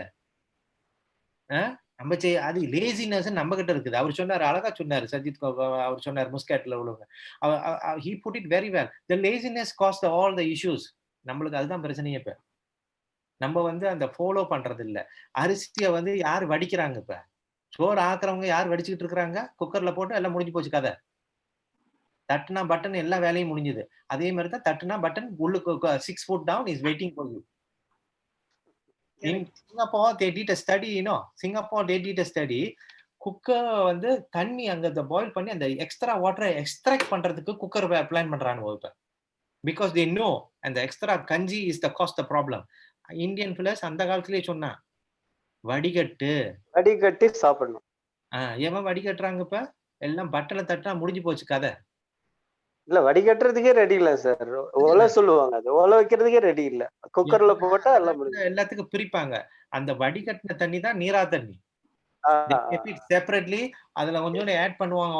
வாட்டர் தண்ணியை ஆட் பண்ணி கொஞ்சோண்டு ஒரு புடி உப்பு போட்டா நீ ஒரு ஹோல் டே குடிச்சிருவ. அதை வேஸ்ட் பண்ண மாட்டாங்க. அது எக்ஸ்ட்ரா இருந்துச்சுன்னா மாட்டு பண்ணைக்கு கொடுத்துருவாங்க. மாடு குடிக்கிட்டோம். நாய் குடிக்காது கண்டிப்பா. நாய் அது எந்த காலத்துலயும் நாய் குடிச்சது கிடையாது. மாடும் ஆடு தான் குடிக்கும். So this is how we have I think the nutrition transition have changed a lot. Correct. Yes, sir. Yes, sir. Sir, இப்போ Thank you. இங்க Thank you very students much, sir. சார், எங்க department students as I projected you in the slides-ல VPP ன்னு ஒரு program இருக்கு. So last time no we every year we will take them to different places. So last time என்ன பண்ணோம், ஏலகிரிங்கிற ஒரு hill இருக்கு, hilly area. So we took them there. அங்க போயிட்டு அங்க பார்த்தோம்னா they themselves cultivate the rice, ragi and you said red radish. அவங்க வந்து இந்த 3 மட்டும்தான் அங்க வந்து கல்டிவேட் பண்றாங்க. அவங்களுக்குன்னு கல்டிவேட் பண்ணி அதையே தான் சாப்பிடுவாங்க, வேற எதையும் சாப்பிட மாட்டாங்க. ஈவன் ஃப்ரூட்ஸ் எல்லாம் கூட அவங்களுடைய மெயின் மெனுலயே கிடையவே கிடையாது. எக்கோ சிக்கனோ இதுவோ அதெல்லாம் ஒண்ணுமே இல்லை. Only these things are they are taking and they are walking themselves from one place to another place, climbing up, going down, எல்லாம் பண்றாங்க, ஆக்டிவிட்டீஸ் பண்றாங்க. They do not have the diabetes or hypertension or obese, எதுவுமே கிடையாது. Except that knee problem, ஏதோ அவங்களுக்கு வந்து அங்க மேல போய் கீழே வர்றதுனால the old age people they have that knee problem, that's all. But other இது ailments வந்து எதுவுமே இல்ல அவங்களுக்கு, because they cultivate themselves and they eat the pure food வந்து அவங்களே ப்ரிப்பேர் பண்ணி நம்ம வடிகட்டி கஞ்சி வடிகட்டி அந்த சாப்பாடு சாப்பிட்டு ரொம்ப ஹெல்தியா இருக்காங்க, பயங்கர ஹெல்தியா இருக்காங்க than us. நாமெல்லாம் வந்து இப்படி ஆயிட்டோம், எல்லாம் வந்து the changes had happened and we have switched over to the modernized lifestyle, so we are suffering at first. நம்ம போய் அவங்களோட வாழ்க்கை வாழ முடியாது. அவங்கள கொண்டு வந்து நம்ம ஊர்ல விட்டோம்னா நாளைக்கே செத்து போயிருவாங்க. கரெக்ட், வரவே மாட்டாங்க. நம்ம இப்ப அம்மா அப்பா எல்லாம் வந்து அங்க இருப்பாங்க, அவங்கள வர சொல்லி இங்க வரோம்னா வரவே மாட்டாங்க. Every day we pack ourselves with stress today, but they are stress free. That is major part. Student